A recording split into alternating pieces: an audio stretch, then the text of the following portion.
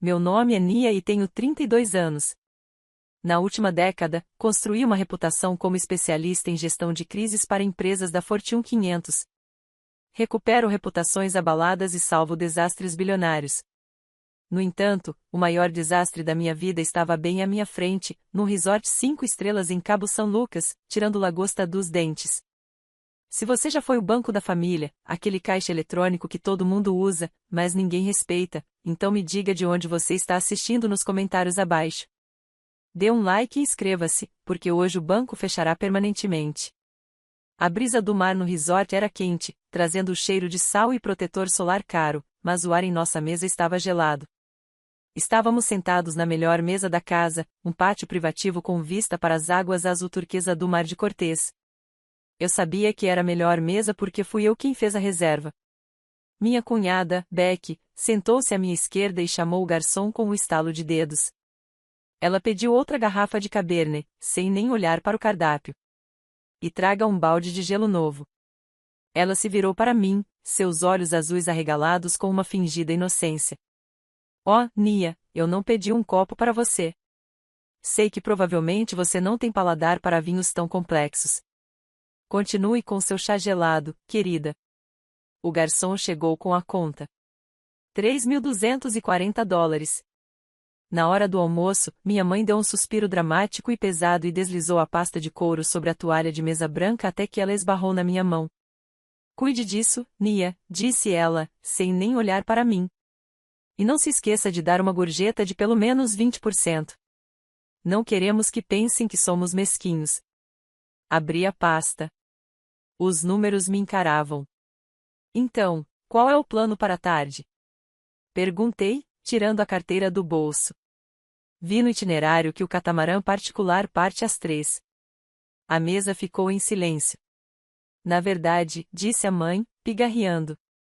Houve uma pequena mudança de planos. Beck e Jamal querem tirar algumas fotos no barco, sabe, para criar uma estética específica. Acreditamos que seria melhor se você não viesse. Sua energia é muito intensa. De certa forma, entra em conflito com a marca que estamos buscando. Olhei para a pele pálida de Beck e depois para a minha própria. Eu sabia exatamente o que ela queria dizer. Eles estavam me excluindo de uma viagem que eu havia financiado para poder pagar pelo barco do qual estavam me expulsando. Certo, eu disse, abrindo um sorriso. Você tem razão. Esta viagem não é sobre mim. Vocês deveriam aproveitar o barco. Entreguei meu AMX preto ao garçom. Coloque isso aqui. Mamãe sorriu, com um sorriso triunfante e presunçoso nos lábios. Viu? Era tão difícil assim? Você é uma boa menina, Nia. Levantei-me, alisando a saia. Tenha uma ótima tarde, pessoal. Saí do restaurante e fui para a luz brilhante do sol mexicano. Eu não fui para o quarto do hotel. Parei à sombra de uma palmeira, peguei meu celular e abri o aplicativo do meu banco. Toquei na imagem do AMX preto. Selecionei os controles e, com uma sensação de satisfação maior do que qualquer negócio que já tivesse fechado, acionei a chave que dizia bloquear cartão. Imediatamente, uma notificação apareceu. Cartão bloqueado. Todas as novas transações serão recusadas. Observei à distância o garçom retornar à mesa, balançando a cabeça negativamente. O espetáculo estava apenas começando. Saí daquele restaurante com as costas eretas e a cabeça erguida, o som do oceano quebrando nas rochas lá embaixo refletindo a tempestade que se formava dentro de mim. Não voltei imediatamente para minha suíte. Em vez disso, encontrei um banco tranquilo aninhado em um bosque de palmeiras, longe do caminho principal, peguei meu telefone e liguei para minha assistente executiva, Sarah.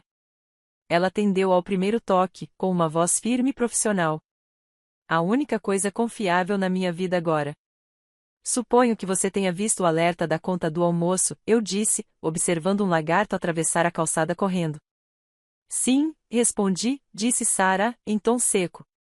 $3.000 por tacos e vinho. Nia, sério? Ao menos guardaram um prato para você? Dei uma risada seca e sem humor. Não, na verdade eles me pediram para sair para que pudessem tirar fotos para fins estéticos. Becky acha que meu tom de pele não combina com a vibe azul que ela está criando para seus 12 seguidores.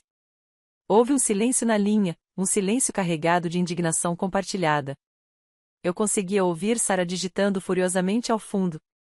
Estou analisando as contas agora. Ela disse, Nia, você precisa parar com isso. Nós duas sabemos por que você pagou por essa viagem. Nós duas sabemos para que esse dinheiro era destinado. Suas palavras me atingiram com mais força do que o calor. 2 meses atrás, meu pai me ligou no meio de uma reunião do conselho. Ele estava soluçando, soluços convulsivos que me aterrorizaram. Ele me disse que o banco estava executando a hipoteca da casa. Ele disse que eles estavam se afogando, que sua pensão havia sido cortada e que eles estariam na rua em 30 dias. Ele me implorou por ajuda. Ele explorou cada memória da minha infância, cada grama de culpa que eu sentia por ter sucesso enquanto eles lutavam para sobreviver. Eu nem sequer pedi a documentação. Eu não pedi provas. Naquela mesma tarde, transferi $25.000 para a conta conjunta deles. Eu disse para eles pagarem a hipoteca para terem energia elétrica e poderem respirar. Pensei que estava salvando a casa da minha infância. Eu pensava que estava sendo a filha boa, aquela que assume a responsabilidade. Mas 2 semanas depois, minha mãe ligou com a voz alegre e animada, dizendo que eles queriam planejar uma viagem de reunião familiar para comemorar a superação de um ano difícil. Ela disse que encontraram uma ótima oferta. Ela disse que era importante para a união familiar. Concordei em pagar pelas passagens aéreas e pelo upgrade do hotel porque achei que eles estavam usando o próprio dinheiro para o básico. Eu achava que a casa era segura.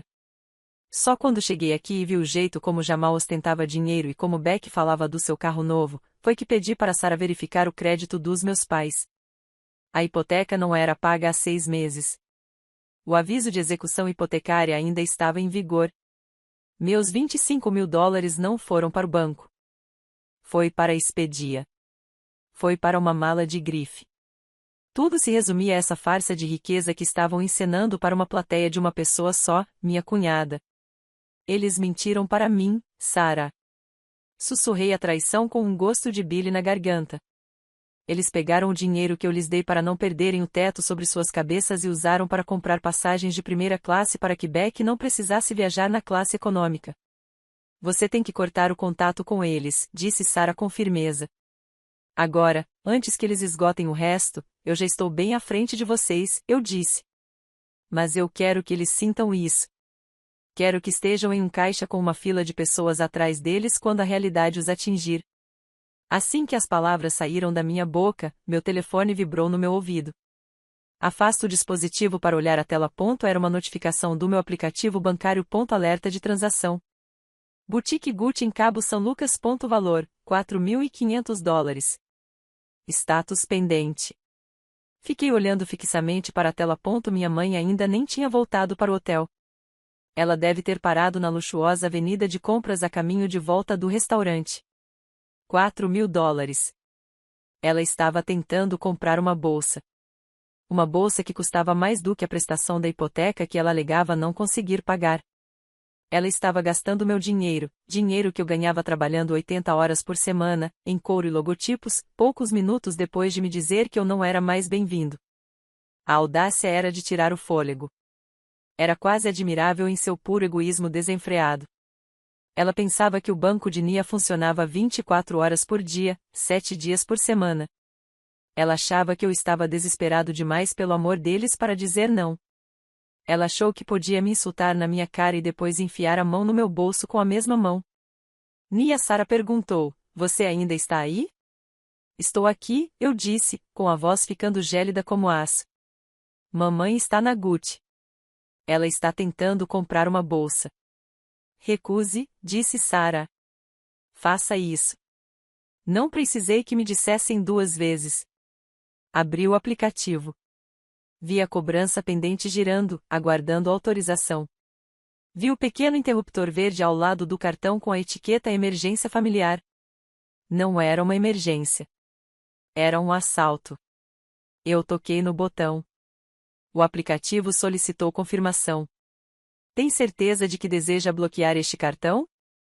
Olhei para o oceano. Pensei no olhar que minha mãe me lançou quando me mandou sair da mesa. Pensei na casa em que cresci, aquela que estava prestes a ser tomada pelo banco porque meus pais preferiam fingir ser ricos a ter segurança financeira de verdade. Eu apertei sim. O pequeno botão verde ficou cinza. Apareceu um banner na parte superior da tela. Cartão congelado. Transação recusada. Eu sorri. Foi o primeiro sorriso genuíno que senti em todo o dia.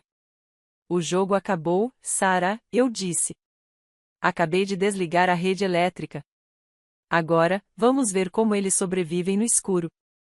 Meu nome é Nia e tenho 32 anos. Na última década, construí uma reputação como especialista em gestão de crises para empresas da Fortune 500. Eu conserto reputações arruinadas e salvo desastres bilionários. No entanto, o maior desastre da minha vida estava bem à minha frente, num resort 5 estrelas em Cabo São Lucas, tirando lagosta dos dentes. Se você já foi o banco da família, aquele caixa eletrônico que todo mundo usa, mas ninguém respeita, então me diga de onde você está assistindo nos comentários abaixo. Dê um like e inscreva-se, porque hoje o banco fechará permanentemente. A brisa do mar no resort era quente, trazendo o cheiro de sal e protetor solar caro, mas o ar em nossa mesa estava gelado. Estávamos sentados na melhor mesa da casa, um pátio privativo com vista para as águas azul turquesa do Mar de Cortez. Eu sabia que era a melhor mesa porque fui eu quem fez a reserva. Minha cunhada, Becky, sentou-se à minha esquerda, sinalizando para o garçom com um estalar de dedos. Ela pediu outra garrafa de Cabernet, sem nem olhar para o cardápio. E traga um balde de gelo novo. Ela se virou para mim, seus olhos azuis arregalados com uma fingida inocência. Oh, Nia, eu não pedi um copo para você. Sei que provavelmente você não tem paladar para vinhos tão complexos. Continue com seu chá gelado, querida. O garçom chegou com a conta. $3.240. Na hora do almoço, minha mãe deu um suspiro dramático e pesado e deslizou a pasta de couro sobre a toalha de mesa branca até que ela esbarrou na minha mão. Cuide disso, Nia, disse ela, sem nem olhar para mim. E não se esqueça de dar uma gorjeta de pelo menos 20%. Não queremos que eles pensem que somos mesquinhos. Abri a pasta. Os números me encaravam. Então, qual é o plano para a tarde? Perguntei, tirando a carteira do bolso. Vi no itinerário que o catamarã particular parte às 3. A mesa ficou em silêncio. Na verdade, disse a mãe, pigarreando. Houve uma pequena mudança de planos. Beck e Jamal querem tirar algumas fotos no barco. Sabe, para criar uma estética específica. Acreditamos que seria melhor se você não viesse. Sua energia é muito intensa. De certa forma, entra em conflito com a marca que estamos buscando. Olhei para a pele pálida de Beck e depois para a minha própria. Eu sabia exatamente o que ela queria dizer.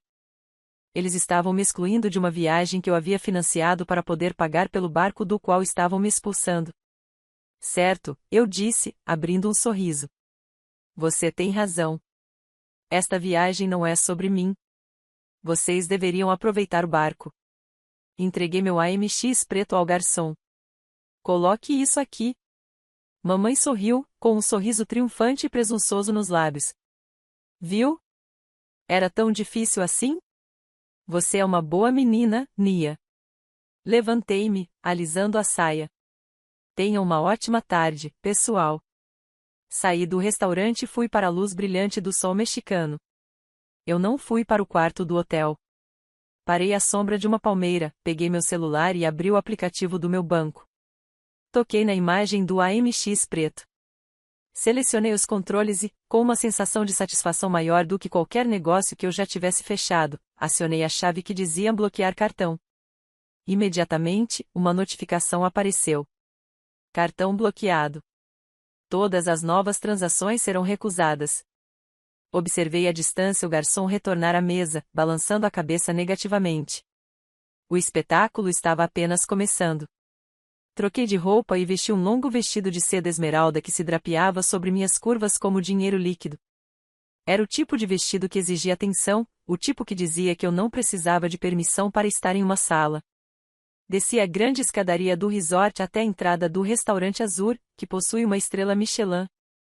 Minha família já estava esperando perto do balcão de atendimento. Eles claramente haviam se recuperado do chilique que fizeram na minha suíte, provavelmente se convencendo de que eu cederia à pressão da desaprovação deles e abriria as cartas antes do jantar. Eles estavam errados. Quando me aproximei de Beck, ela me olhou de cima a baixo, com os lábios se curvando naquele gesto sutil e desdenhoso que ela havia aperfeiçoado. Ela usava um vestido de renda branca que parecia de noiva, desesperada para ser o centro das atenções. Ela se aproximou de mim, falando baixinho para que os outros convidados não ouvissem. Sabe, Nia, disse ela, alisando o cabelo.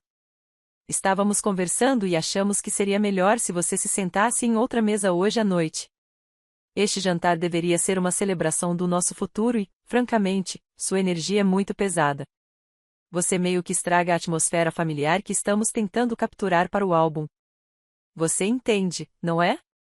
Olhei para minha mãe, esperando que ela me defendesse e dissesse que excluir a filha dela de um jantar em família era ridículo.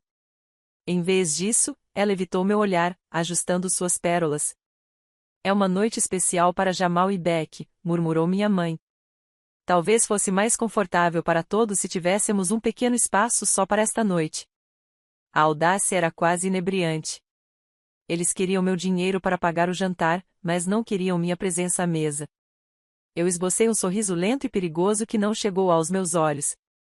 Você tem toda a razão, eu disse. Eu detestaria estragar a estética.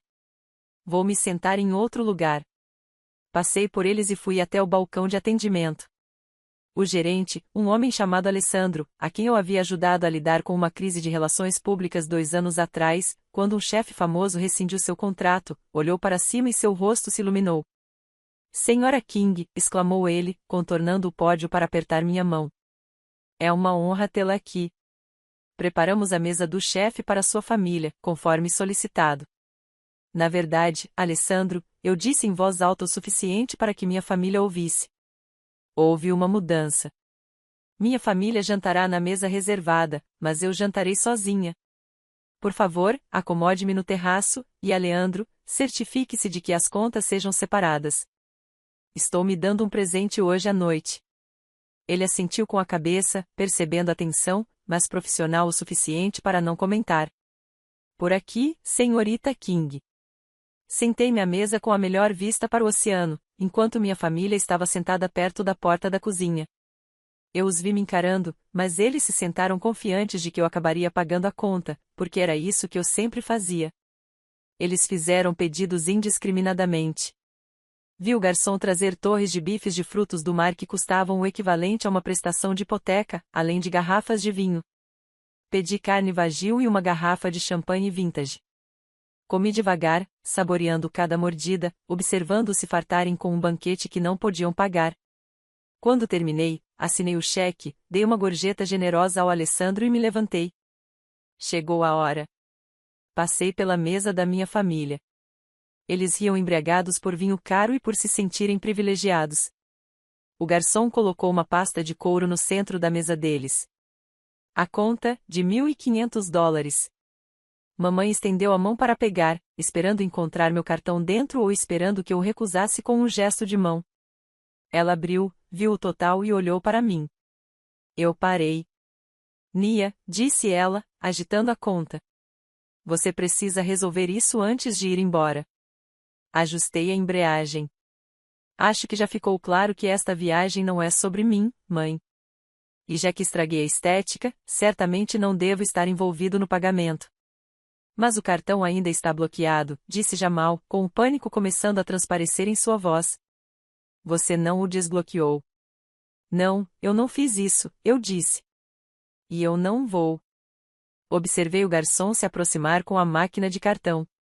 Observei minha mãe me entregar o cartão congelado com a mão trêmula. Observei a máquina emitir um sinal sonoro. Observei o garçom balançar a cabeça negativamente. Transação recusada, disse-lhe em voz alta. Você tem outra forma de pagamento? Não fiquei para ver a confusão. Não fiquei para vê-los conferir suas contas bancárias vazias. Saí para o ar fresco da noite, deixando-os para explicar a Lisandre por que tinham comido uma fortuna com um saco de batatas fritas. O sol da manhã filtrava-se pelas cortinas translúcidas da suíte presidencial, pintando o quarto com tons suaves de dourado e azul relaxante. Mas a paz que senti não tinha nada a ver com a vista. Acordei com a clareza de um general que observa o campo de batalha na manhã seguinte a uma vitória decisiva. Tecnicamente, minha família ainda estava aqui, mas a dinâmica de poder havia mudado drasticamente. Enquanto eles dormiam para curar a fome e a indignação, peguei o telefone do quarto e liguei para a recepção.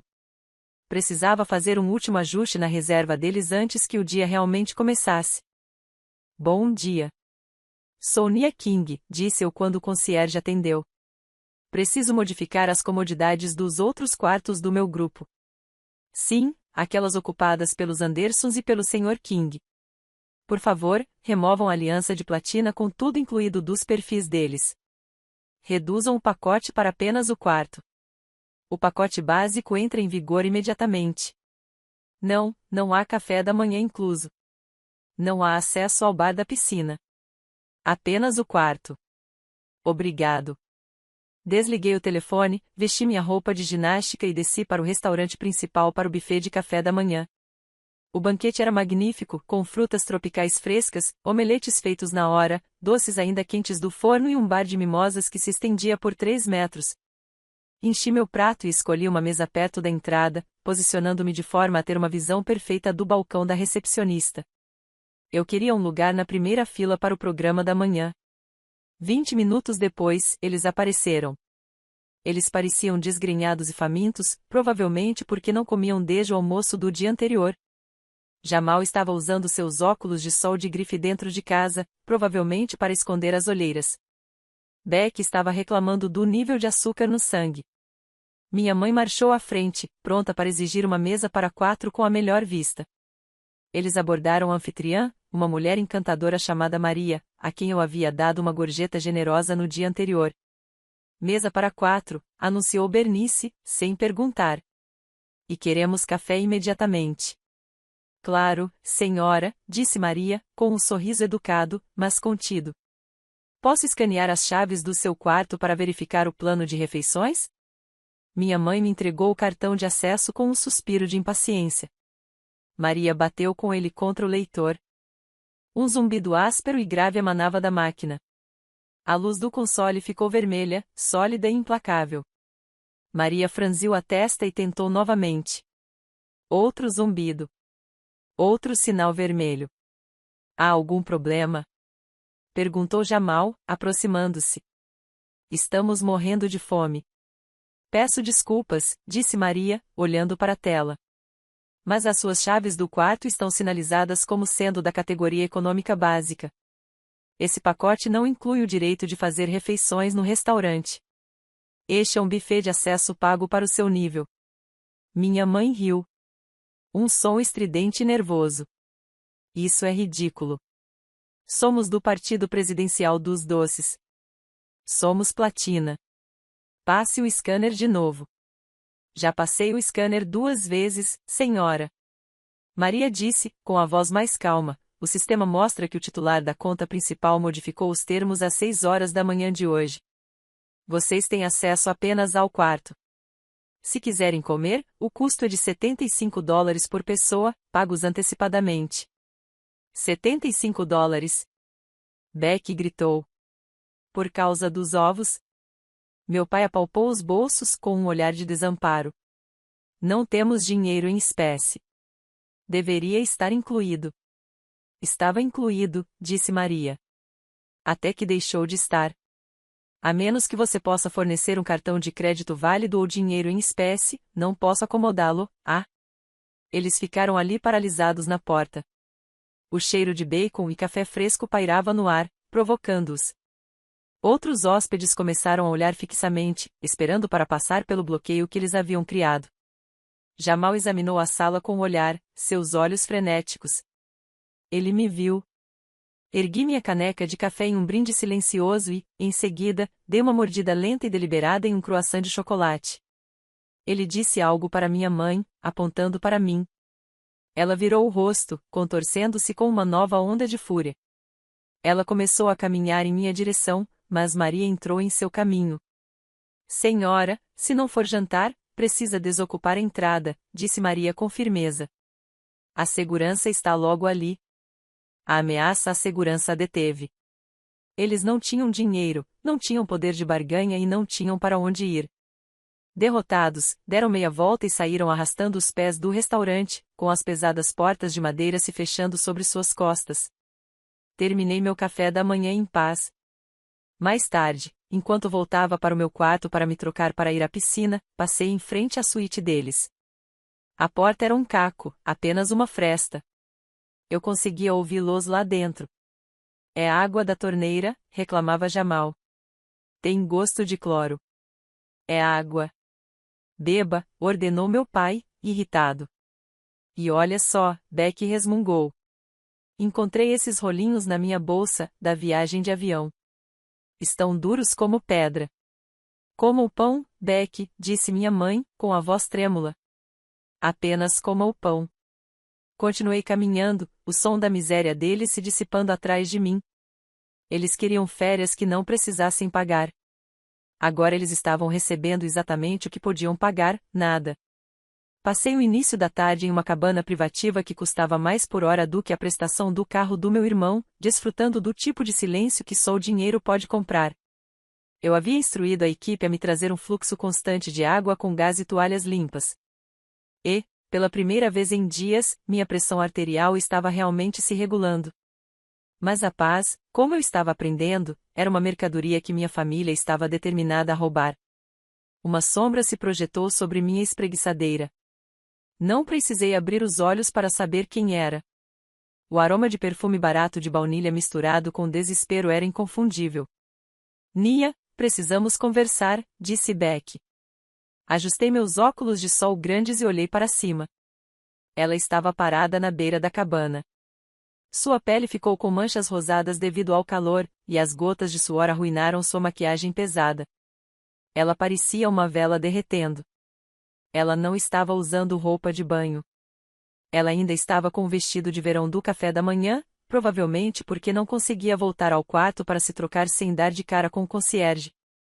Estou relaxando, Beck, eu disse, virando a página do meu Kindle. Vá embora. Ela entrou na sombra sem ser convidada e sentou-se na beirada da espreguiçadeira. Sua voz baixou para aquele tom enjoativamente doce que ela usava quando queria alguma coisa. Um tom que geralmente funcionava com meu irmão e meus pais. Olha, eu entendo, disse ela, inclinando-se para perto. Eu sei por que você está fazendo isso. É difícil para você, não é? Ver o quanto seus pais me adoram, ver como eu me encaixo tão naturalmente com eles. Abaixei meu Kindle. Com licença. Você está com ciúmes, disse ela, com um sorriso de pena estampado no rosto. É natural.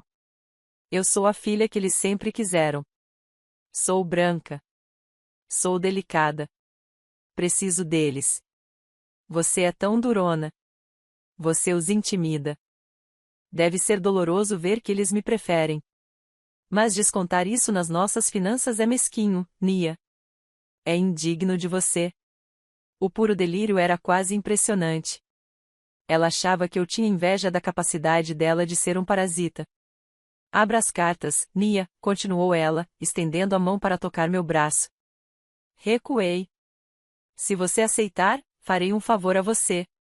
Empresto minha bolsa Chanel Vintage, a preta, para o jantar de hoje à noite. Sei que você está de olho nela. Talvez ajude a dar um toque de elegância ao seu visual. Olhei para a bolsa que ela estava segurando.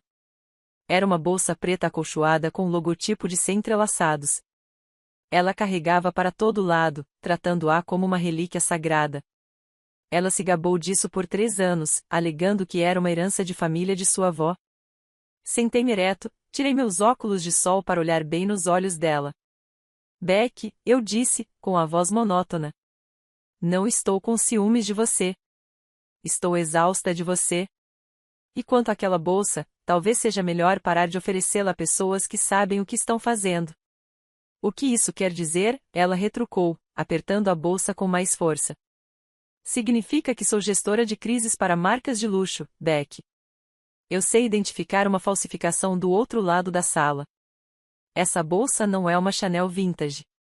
É uma réplica de baixa qualidade da Canal Street.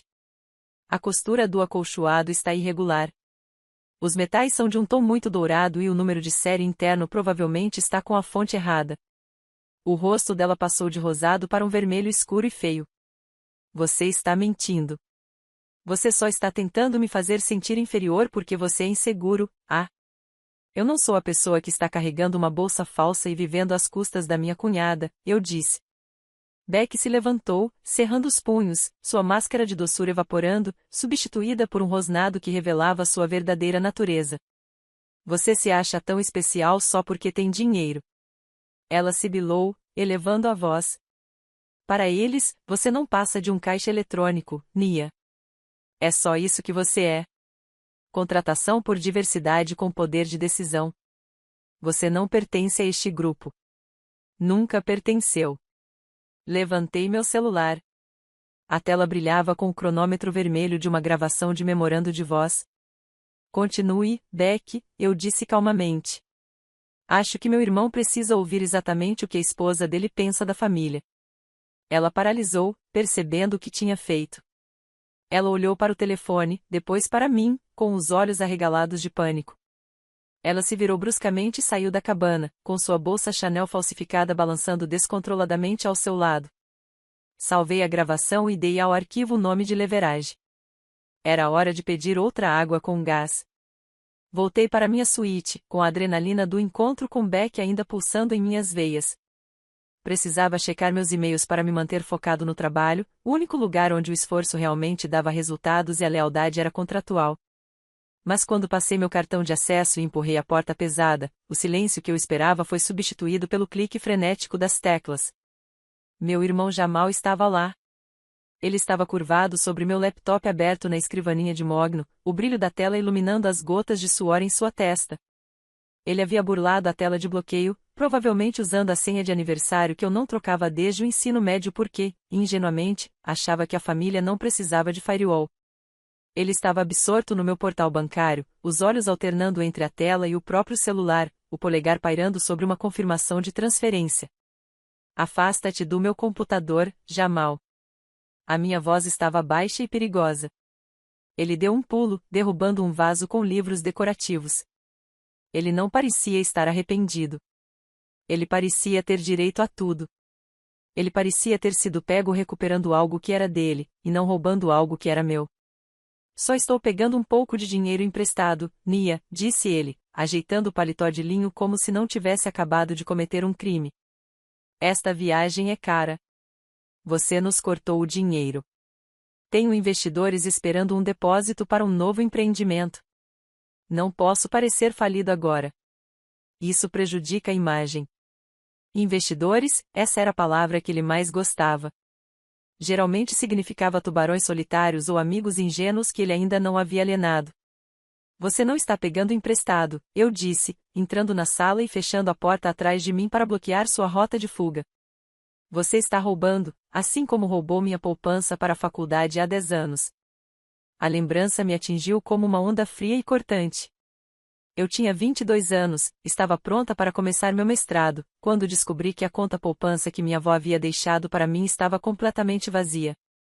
Jamal havia gasto $40.000 para comprar estoque para um negócio de revenda de tênis vintage. Ele alegou que iria revendê-los por 3 vezes o lucro. Em vez disso, o negócio durou exatamente 3 meses antes que ele vendesse as ações por centavos para pagar dívidas de jogo. Meus pais me disseram para ficar quieta, para não arruinar a reputação dele com a polícia, e simplesmente fazer empréstimos estudantis porque eu era inteligente e conseguiria pagá-los. Eu ainda estava pagando os juros desses empréstimos enquanto ele estava aqui tentando me roubar de novo em um resort 5 estrelas. Isso foi um investimento, zombou Jamal, acenando com a mão em sinal de desdém. Não deu certo. Isso acontece nos negócios. Você não o entenderia. Você só fica fazendo papelada para chefões corporativos. Eu sou um visionário e, agora, um visionário precisa de $10.000 para superar um obstáculo. Você tem esse dinheiro. Eu vi o saldo. Você está sentado em cima de uma bolada e deixa seu próprio irmão beber água da torneira.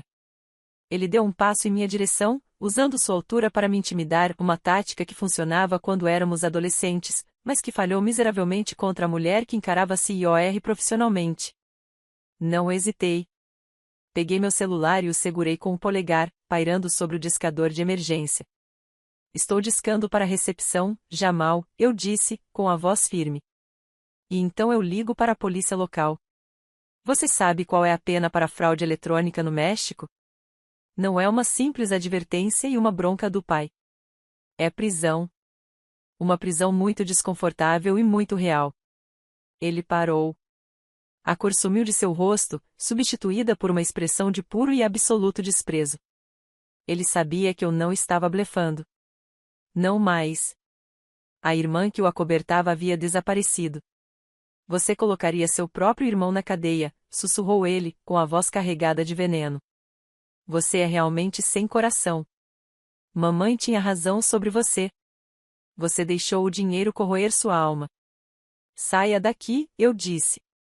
E se eu te vir perto do meu quarto de novo, não vou te avisar. Vou simplesmente apertar o botão de enviar. Ele pegou o celular e passou por mim furioso, seu ombro se chocando contra o meu com tanta força que poderia me deixar um hematoma. Na porta, ele se virou, com os olhos frios e sem vida. Cuidado, Nia, disse ele.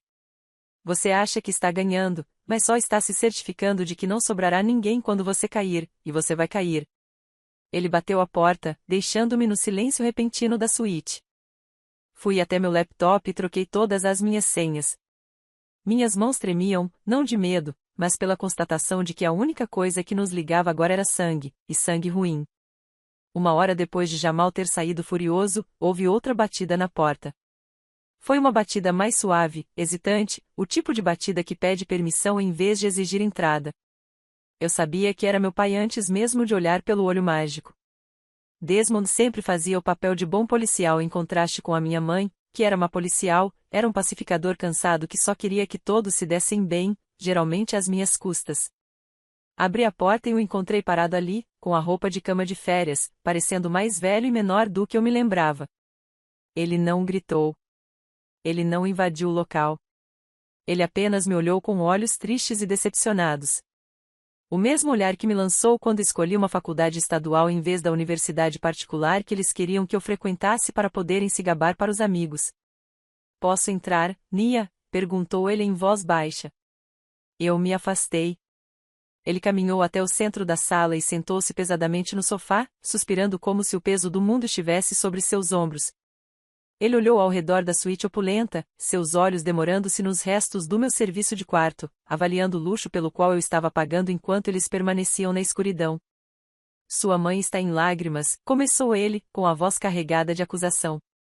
Ela está humilhada, Nia. Ela está tentando se manter firme por Beck e Jamal, mas você está partindo o coração dela. Foi assim que te criamos? Para ser tão fria, para calcular cada gentileza como se fosse uma transação comercial? Eu estava de pé ao lado da mesa, com a mão apoiada no meu iPad. Eu não estava com frio. Pai, eu estava exausto. Eu estava cansado de ser o combustível que eles queimavam para se manter aquecidos. Não estou calculando a bondade, eu disse. Estou calculando a sobrevivência. Jamal tentou invadir minha conta bancária há uma hora. Ele mencionou essa parte da história? Papai acenou com a mão, em sinal de desdém. Seu irmão está desesperado. Ele está sob muita pressão. Ele cometeu um erro. Mas você, Nia, está fazendo isso com a cabeça fria. Você está nos punindo. Nós te alimentamos. Nós te vestimos. Sacrificamos nossos próprios sonhos para que você pudesse ter essa vida. E agora, quando precisamos de você, você conta centavos. Você age como se sustentar sua família fosse um fardo. A narrativa era tão familiar que quase me confortava, como um velho suéter favorito que me estrangulava lentamente. O mito do seu sacrifício. A lenda da minha dívida para com eles. Chegou a hora de fazer o balanço. Peguei meu iPad e o desbloqueei. Não disse uma palavra. Apenas acessei uma planilha que vinha compilando há 3 anos, desde que comecei a ganhar dinheiro de verdade. Caminhei até o sofá e segurei a tela em frente ao rosto dele. Vamos falar de centavos, pai, eu disse. Observe a coluna B. Esse é o valor total que transferi para sua conta conjunta nos últimos 5 anos. Leia o número na parte inferior. Ele apertou os olhos para a tela. Não queria olhar, mas não conseguia desviar o olhar. O número estava em negrito, destacado em verde. 450 mil dólares. Isso é quase meio milhão, pai, eu disse, com a voz firme. Quitei sua hipoteca há 3 anos. Comprei carros novos. Paguei contas médicas que, tenho quase certeza, eram procedimentos estéticos para a mamãe. Paguei o conserto do telhado de uma casa que nem deveria mais ter hipoteca. Então me diga se eu te enviei 450 mil dólares. Por que você me ligou há 2 meses chorando por causa de um aviso de execução hipotecária? Onde está o dinheiro? Ele ficou em silêncio. A atuação de pai triste e desapontado desapareceu, substituída pelo pânico de um homem preso em uma mentira que contava a si mesmo há uma década. Ele engoliu em seco, os olhos percorrendo o cômodo, procurando uma saída, procurando uma desculpa. Tivemos despesas, murmurou ele. A vida é cara, Nia.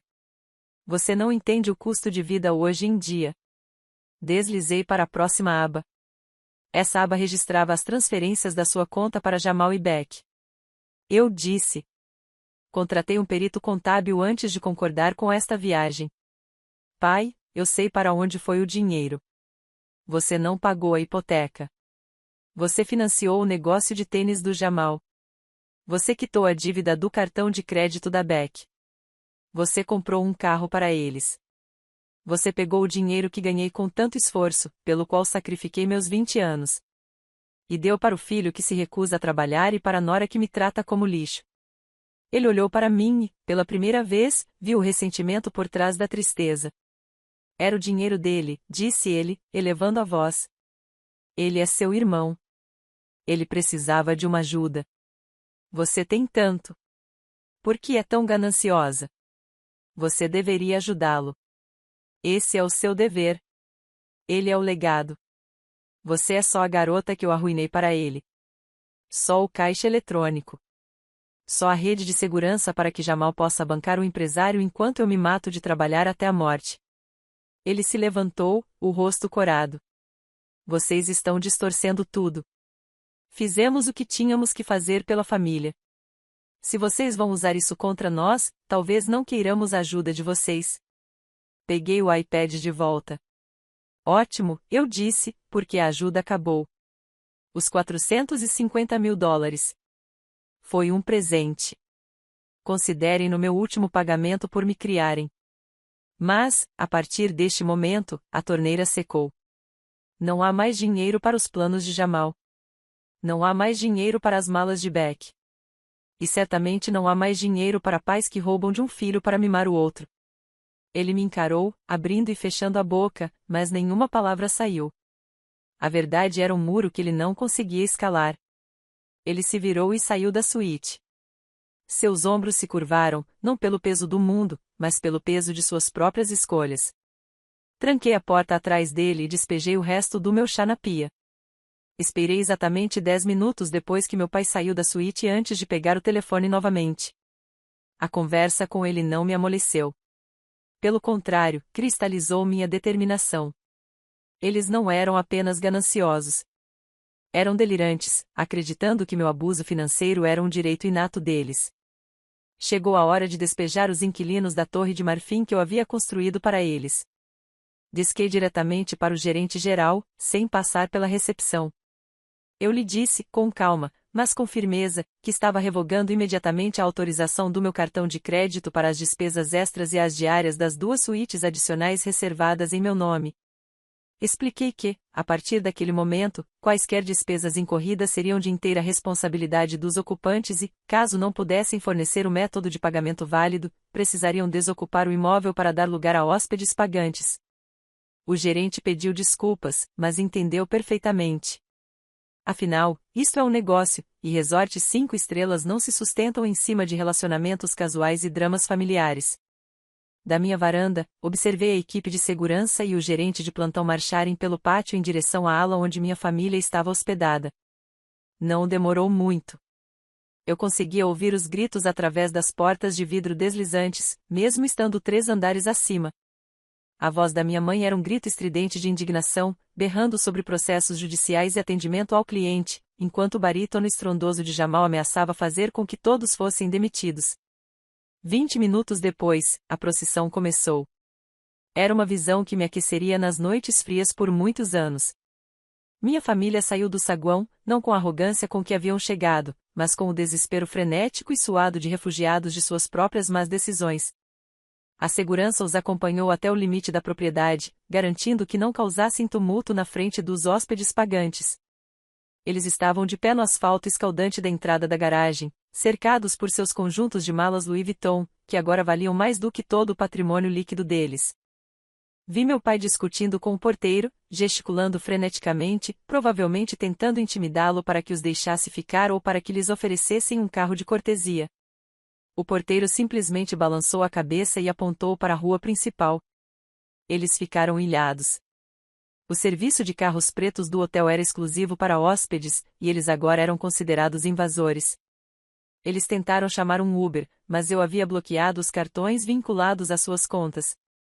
Eles não tinham dinheiro em espécie, pois haviam gasto o dinheiro da viagem em perfumes isentos de impostos e em upgrades durante o voo. Então eles caminharam. A temperatura era de 95 graus com 90% de umidade. O sol mexicano era implacável, castigando o asfalto até que ondas de calor cintilassem no chão. Beck estava com dificuldades para carregar duas malas enormes, seus sapatos de salto plataforma fazendo barulho e raspando no pavimento irregular. Eu a vi tropeçar, torcendo o tornozelo, mas Jamal não parou para ajudá-la. Ele estava muito ocupado arrastando suas próprias malas e suando em sua cara a camisa de linho, que já estava grudada em suas costas com manchas escuras e úmidas. Minha mãe, que se recusava a andar para qualquer lugar além do estacionamento, vinha logo atrás, usando um lenço de grife para enxugar o rosto, parecendo uma flor murcha. Eles caminharam penosamente pelos jardins impecavelmente cuidados do resort, pelas fontes que não podiam tocar, e saíram para a estrada pública empoeirada. Usei o zoom da câmera do meu celular para acompanhar o progresso deles. Eles não foram para o aeroporto. Não tinham dinheiro para pagar as taxas de alteração de passagens. Em vez disso, viraram à esquerda em direção ao conjunto de acomodações econômicas que atendiam mochileiros e trabalhadores temporários. Eu os vi parar em frente a um lugar com uma placa de neon descascada que dizia Motel Las Palmus. Era um prédio de blocos de concreto com grades nas janelas e um cachorro vira-lata dormindo na porta. Eu conhecia aquele lugar. Tinha lido as avaliações online por curiosidade quando estava reservando a viagem. Uma estrela nas reclamações sobre percevejos, ar-condicionado quebrado e baratas do tamanho de punhos. Eles discutiram por um instante do lado de fora, provavelmente usando as notas amassadas que tinham nos bolsos para pagar 2 quartos. Por fim, derrotados e encharcados de suor, arrastaram suas malas de luxo para o saguão escuro e sombrio do motel.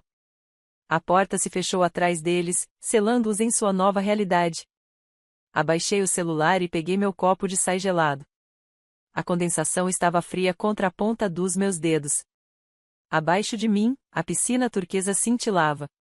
As palmeiras balançavam na brisa suave, e o mundo estava em silêncio. Dei um longo e lento gole de vinho, a acidez refrescante cortando o calor do dia. Esta viagem foi finalmente exatamente como eu queria, tranquila. Saí daquele restaurante com as costas eretas e a cabeça erguida, o som do oceano quebrando nas rochas lá embaixo refletindo a tempestade que se formava dentro de mim. Não voltei imediatamente para minha suíte. Em vez disso, encontrei um banco tranquilo aninhado em um bosque de palmeiras, longe do caminho principal, peguei meu telefone e liguei para minha assistente executiva, Sarah. Ela atendeu ao primeiro toque, sua voz nítida e profissional, a única coisa confiável na minha vida agora. Suponho que você tenha visto o alerta da conta do almoço, eu disse, observando um lagarto atravessar a calçada correndo. Sim, respondi, disse Sarah, em tom seco. $3.000 por tacos e vinho. Nia, sério? Ao menos guardaram um prato para você? Dei uma risada seca e sem humor. Não, na verdade eles me pediram para sair para que pudessem tirar fotos para fins estéticos. Beck acha que meu tom de pele não combina com a vibe azul que ela está criando para seus 12 seguidores. Houve um silêncio na linha, um silêncio carregado de indignação compartilhada. Eu conseguia ouvir Sarah digitando furiosamente ao fundo. Estou analisando as contas agora, disse ela. Nia, você precisa parar com isso. Nós duas sabemos por que você pagou por essa viagem. Nós duas sabemos para que esse dinheiro deveria ser usado. Suas palavras me atingiram com mais força do que o calor. 2 meses atrás, meu pai me ligou no meio de uma reunião do conselho. Ele estava soluçando, soluços convulsivos que me aterrorizaram. Ele me disse que o banco estava executando a hipoteca da casa. Ele disse que eles estavam se afogando, que sua pensão havia sido cortada e que eles estariam na rua em 30 dias. Ele me implorou por ajuda. Ele explorou cada memória da minha infância, cada grama de culpa que eu sentia por ter sucesso enquanto eles lutavam para sobreviver. Eu nem sequer pedi a documentação. Eu não pedi provas.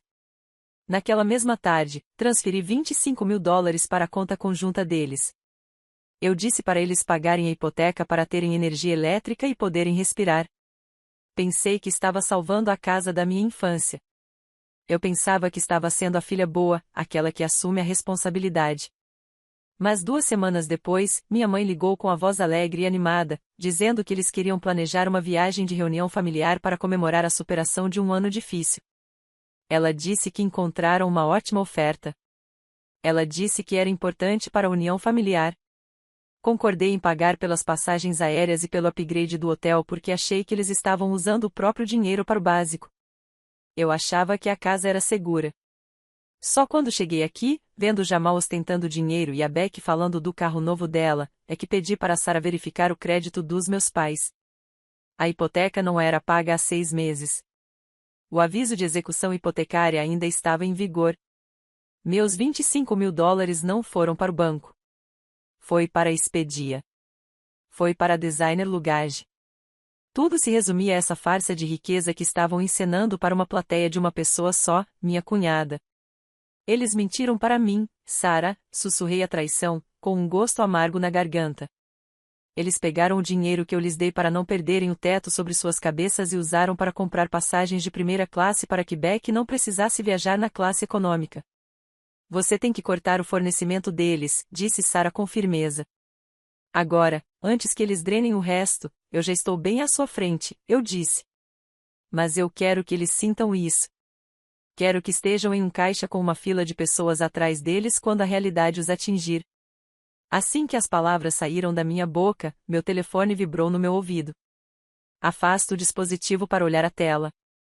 Era uma notificação do meu aplicativo bancário. Alerta de transação. Boutique Gucci em Cabo São Lucas.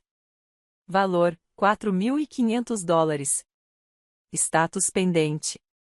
Fiquei olhando fixamente para a tela. Minha mãe ainda nem tinha voltado para o hotel. Ela deve ter parado na luxuosa avenida de compras a caminho de volta do restaurante. $4.000. Ela estava tentando comprar uma bolsa. Uma bolsa que custava mais do que a prestação da hipoteca que ela alegava não conseguir pagar. Ela estava gastando o meu dinheiro que eu ganhava trabalhando 80 horas por semana em artigos de couro e logotipos, minutos depois de me dizer que eu não era mais bem-vinda. A audácia era de tirar o fôlego. Era quase admirável em seu puro egoísmo desenfreado. Ela pensava que o banco de Nia funcionava 24 horas por dia, 7 dias por semana. Ela achava que eu estava desesperado demais pelo amor deles para dizer não. Ela achou que podia me insultar na minha cara e depois enfiar a mão no meu bolso com a mesma mão. Nia. Sarah perguntou, você ainda está aí? Estou aqui, respondi, com a voz ainda fria. Mamãe está na Gucci. Ela está tentando comprar uma bolsa. Recuse, disse Sarah. Faça isso. Não precisei que me dissessem 2 vezes. Abri o aplicativo. Vi a cobrança pendente girando, aguardando autorização. Vi o pequeno interruptor verde ao lado do cartão com a etiqueta Emergência Familiar. Não era uma emergência. Era um assalto. Eu toquei no botão. O aplicativo solicitou confirmação. Tem certeza de que deseja bloquear este cartão? Olhei para o oceano. Pensei no olhar que minha mãe me lançou quando me mandou sair da mesa. Pensei na casa em que cresci, aquela que estava prestes a ser tomada pelo banco, porque meus pais preferiam fingir ser ricos a realmente ter segurança financeira. Eu apertei sim. O pequeno botão verde ficou cinza. Apareceu um aviso na parte superior da tela. Cartão bloqueado. Transação recusada. Eu sorri. Foi o primeiro sorriso genuíno que senti em todo o dia. O jogo acabou, Sarah, eu disse. Acabei de desligar a rede elétrica. Agora, vamos ver como eles sobrevivem no escuro. O ar da noite tinha cheiro de jasmim e dinheiro. O baile de gala anual do resort era o tipo de evento em que os guardanapos eram de linho e as conversas valiam milhões. Eu vestia um vestido feito sob medida que custou mais do que o negócio falido de tênis do meu irmão, e segurava uma taça de champanhe que brilhava sob as luzes de cordão. Eu não era apenas um convidado aqui. Eu era um jogador. Eu estava discutindo uma possível fusão com Elias Thorne, um bilionário da área de tecnologia que buscava gerenciamento de crise para seu iminente IPO, oferta pública inicial. Ele era encantador, inteligente e me tratou com um respeito profissional que nem minha família saberia descrever. Estávamos rindo de uma piada em comum sobre startups do Vale do Silício quando uma comoção perto da entrada do jardim chamou minha atenção. Tudo começou com uma pequena onda de desagrado entre os poucos convidados de smoking que se afastaram, demonstrando desconforto. Então eu os vi. Parecia um conto de advertência. Minha mãe. Bernice estava usando um vestido de verão amassado e manchado de suor. Seus cabelos estavam frisados devido à umidade do motel barato em que foram obrigados a se hospedar. Jamal estava de bermuda e camiseta, com a aparência de quem havia dormido com ela, o que provavelmente era verdade, visto que a nova acomodação provavelmente não oferecia serviço de lavanderia. Beck mancava porque um de seus sapatos de plataforma estava quebrado, agarrando sua bolsa Chanel falsificada como se fosse um escudo. Meu pai vinha atrás deles, com a aparência de um homem marchando para a própria execução. Eles claramente haviam conseguido passar pela segurança perimetral, provavelmente entrando pela entrada de serviço da cozinha ou escalando um muro de jardinagem. Eles se destacavam em meio aos diamantes e smokings como uma mancha em um lençol de seda branca. Então, seus olhares se fixaram em mim. Foi Beck quem me viu primeiro. Ela apontou um dedo com unhas impecáveis, o rosto se contorcendo numa máscara de pura malícia. Ali está ela, gritou. Sua voz cortou a suave música de jazz como uma faca serrilhada. Elias parou de falar no meio da frase. Ele se virou para olhar, franzindo a testa em confusão. Tem algum problema, Nia? Antes que eu pudesse responder, eles já estavam vindo em nossa direção. Eles não se importavam com as autoridades, os investidores ou os protocolos de segurança. Eles eram movidos pela fome, pelo calor, pelo cansaço e pela crença ilusória de que eram as vítimas. Nia, gritou minha mãe, empurrando um garçom que segurava uma bandeja de hors d'oeuvres. A bandeja caiu no chão, espalhando os coquetéis de camarão sobre o mármore polido. Sua menina perversa. Como você ousa comer caviar enquanto sua mãe morre de fome num motel de baratas? Todo o salão de gala ficou em silêncio. Centenas de olhares se voltaram para nós. Jamal estava logo atrás dela, com uma expressão no rosto que dizia: dê-nos o código dos cartões, Nia. Precisamos reservar um voo para casa. Isso já não tem mais graça. A segurança já estava se movimentando, 4 homens grandes de terno preto convergindo para minha família por diferentes ângulos, mas minha família estava perto o suficiente para que eu pudesse sentir o cheiro deles. Eles cheiravam a suor velho, desespero e aos produtos de limpeza baratos do motel Las Palmas. Elias olhou para mim e depois para as Banshees gritando que se aproximavam de nós. Você conhece essas pessoas? Ele perguntou, com a voz baixa e preocupada. O tempo parecia desacelerar. Olhei para minha mãe, seu rosto distorcido por raiva e sentimento de superioridade. Olhei para meu irmão, que havia me roubado durante uma década. Olhei para meu pai, que tinha visto tudo acontecer. E olhei para Beck, a mulher que zombava do meu tom de pele enquanto gastava meu dinheiro. Eles esperavam que eu desmoronasse. Eles esperavam que eu me desculpasse com Elias, que eu pegasse minha carteira e os livrasse da humilhação que eles mesmos haviam provocado, só para que a cena parasse. Eles estavam contando com a minha vergonha. Mas eles se esqueceram de uma coisa. Eu resolvo crises para ganhar a vida. Eu sei exatamente como me livrar de um passivo. Dei um gole no meu champanhe, olhei Elias bem nos olhos e pronunciei a frase que cortaria o último fio da meada. Nunca vi essas pessoas na minha vida, disse eu, com a voz firme e alta o suficiente para que a equipe de segurança me ouvisse. Minha mãe parou abruptamente, com a boca aberta em espanto. O quê? Ela exclamou, surpresa. Nia, eu sou sua mãe. Dei um passo para trás, alisando meu vestido. Segurança, eu disse, virando-me para o chefe da guarda que acabará de chegar. Esses intrusos estão importunando a mim e ao meu convidado. Por favor, retirem-nos imediatamente deste local. Mas nós somos família, lamentou Beck, tentando agarrar meu braço. Você não pode fazer isso. Saí do seu alcance. Não sei quem você é, disse friamente. Mas você está invadindo propriedade alheia. Os guardas não hesitaram. Eles agarraram Jamal pelos braços quando ele tentou avançar para cima de mim. Eles agarraram meu pai e minha mãe. Um dos guardas teve que conter fisicamente a Beck, pois ela tentou atirar o sapato quebrado em mim. Sai de cima de mim, gritou Jamal, debatendo-se contra o aperto do guarda. Diga a eles, Nia. Diga a eles quem somos. Virei-lhes as costas. Olhei para Elias, dei-lhe um pequeno sorriso de desculpas e dei de ombros. Sinto muito pelo transtorno, Elias. O resort realmente precisa melhorar a segurança do perímetro. Os moradores locais podem ser bastante agressivos quando têm turistas como alvo. Elias assentiu com a cabeça, parecendo aliviado por eu não ser parente do circo que acabará de arruinar sua noite. Compreensível, disse ele. Vamos continuar nossa conversa no terraço? Enquanto nos afastávamos, os sons da minha família gritando meu nome foram se perdendo na distância, enquanto eles eram arrastados para fora pela saída lateral, expulsos do paraíso pela segunda vez em 24 horas. Os seguranças quase tinham chegado ao portão de serviço com minha família, que estava passando por dificuldades, a reboque, quando Beck jogou sua última carta desesperada.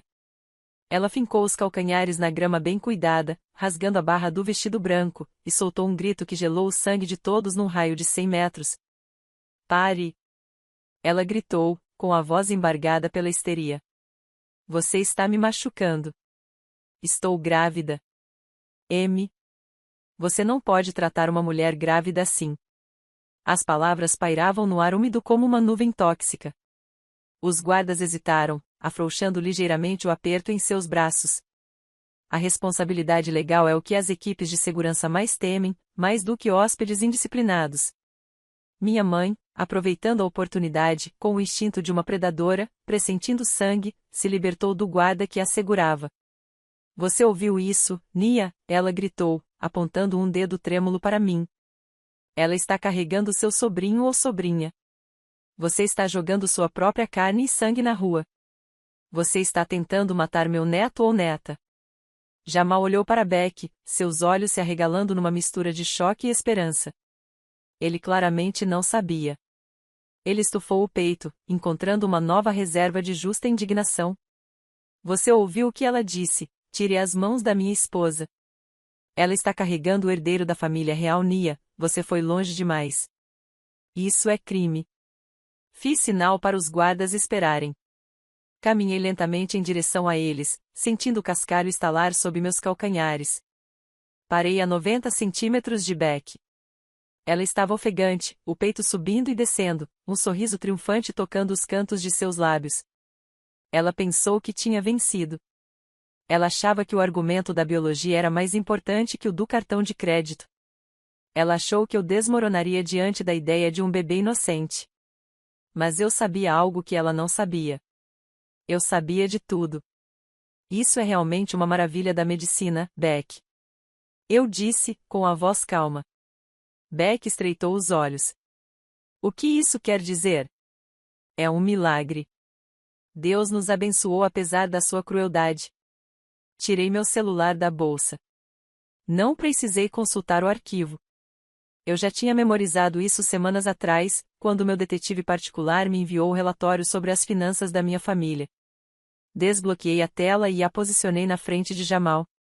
É uma maravilha, continuei, porque, de acordo com os registros médicos obtidos durante minha auditoria de diligência prévia de suas dívidas, você se submeteu a uma laqueadura tubária na clínica feminina Northside em 14 de fevereiro, há 2 anos.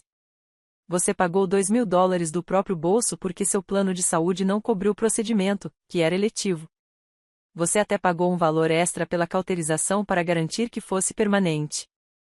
O silêncio que se seguiu foi mais pesado que a umidade. Era o silêncio de uma lâmina de guilhotina pairando no topo de sua arca. O rosto de Beck passou de corado para um tom pálido e doentio. Ela abriu a boca, mas nenhum som saiu. Ela olhou para Jamal, depois para minha mãe, e depois de volta para mim, procurando uma mentira que pudesse encobrir uma verdade tão absoluta. Isso é mentira, ela sussurrou. Mas sua voz não demonstrava nenhuma convicção. Você falsificou isso. Eu tenho o número da fatura, Beck. Eu disse, friamente. Tenho o nome do cirurgião, Dr. Henderson. Você disse ao Jamal que ia passar o dia dos namorados em um spa. Você disse a ele que estava tentando engravidar todos os meses desde então ele lhe dava dinheiro para tratamentos de fertilidade e suplementos. Mas você estava apenas embolsando dinheiro, não é? Eu me virei para meu irmão. Jamal estava olhando fixamente para sua esposa. A compreensão o invadia em ondas lentas e agonizantes. Ele vinha se gabando de sua honestidade em construir um legado para o filho que teria. Ele estava dando a ela dinheiro que havia roubado de mim para financiar um bebê que fisicamente não poderia existir. Você fez laqueadura? Perguntou Jamal, em um sussurro. Há 2 anos. Meu bem, ela está mentindo. Beck gaguejou, estendendo a mão para ele. Ela só está tentando nos separar. Era um cisto. Eu removi um cisto. Deslizei o dedo na tela do meu celular. Aqui está o resumo da postagem, Beck. Tubulação bilateral. A paciente solicitou esterilização permanente. O estalo foi audível. Foi o som do ego de Jamal se despedaçando. Ele não olhou para mim. Ele não olhou para os guardas. Ele olhou para a mulher que o ajudara a gastar cada centavo que eu lhes dera. Você me enganou, ele rugiu. O som era animalesco e instintivo. Antes que os guardas pudessem reagir, antes que minha mãe pudesse intervir, Jamal desferiu um golpe com a mão. O estalo ecoou pelo jardim como um tiro. O objeto atingiu Beck no rosto com força suficiente para derrubá-la no chão. Ela gritou, agarrando a bochecha, encolhida em posição fetal na grama.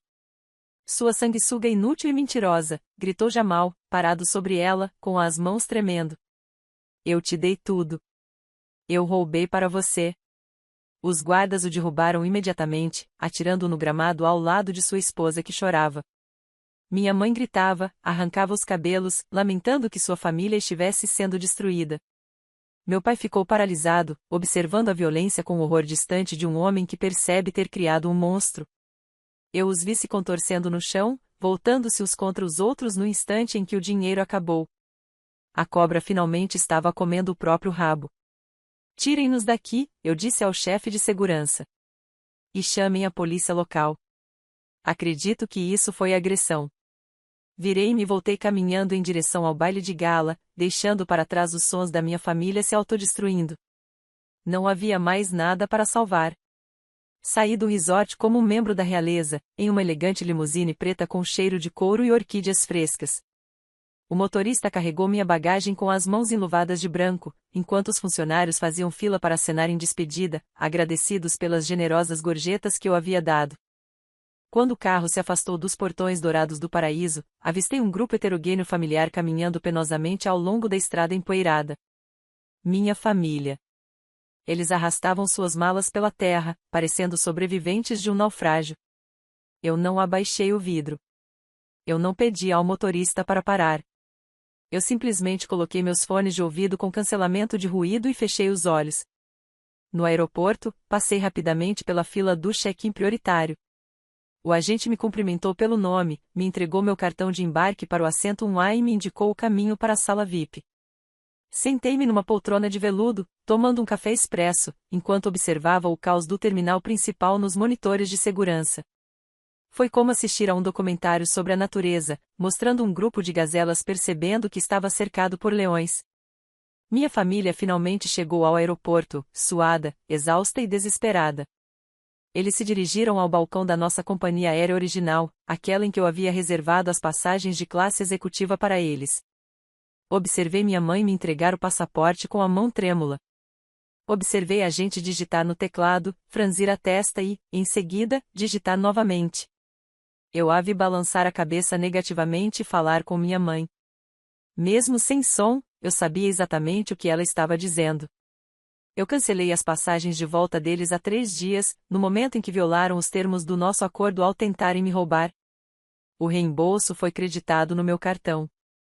Eles ficaram ilhados. Minha mãe desabou contra o balcão. Jamal começou a gritar, gesticulando com os braços.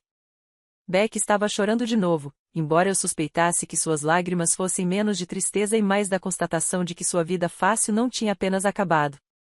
Tinha desmoronado e fracassado. Eles se afastaram do balcão, juntando-se em um círculo de pânico. Eles não tinham dinheiro. Seus cartões estavam estourados ou bloqueados.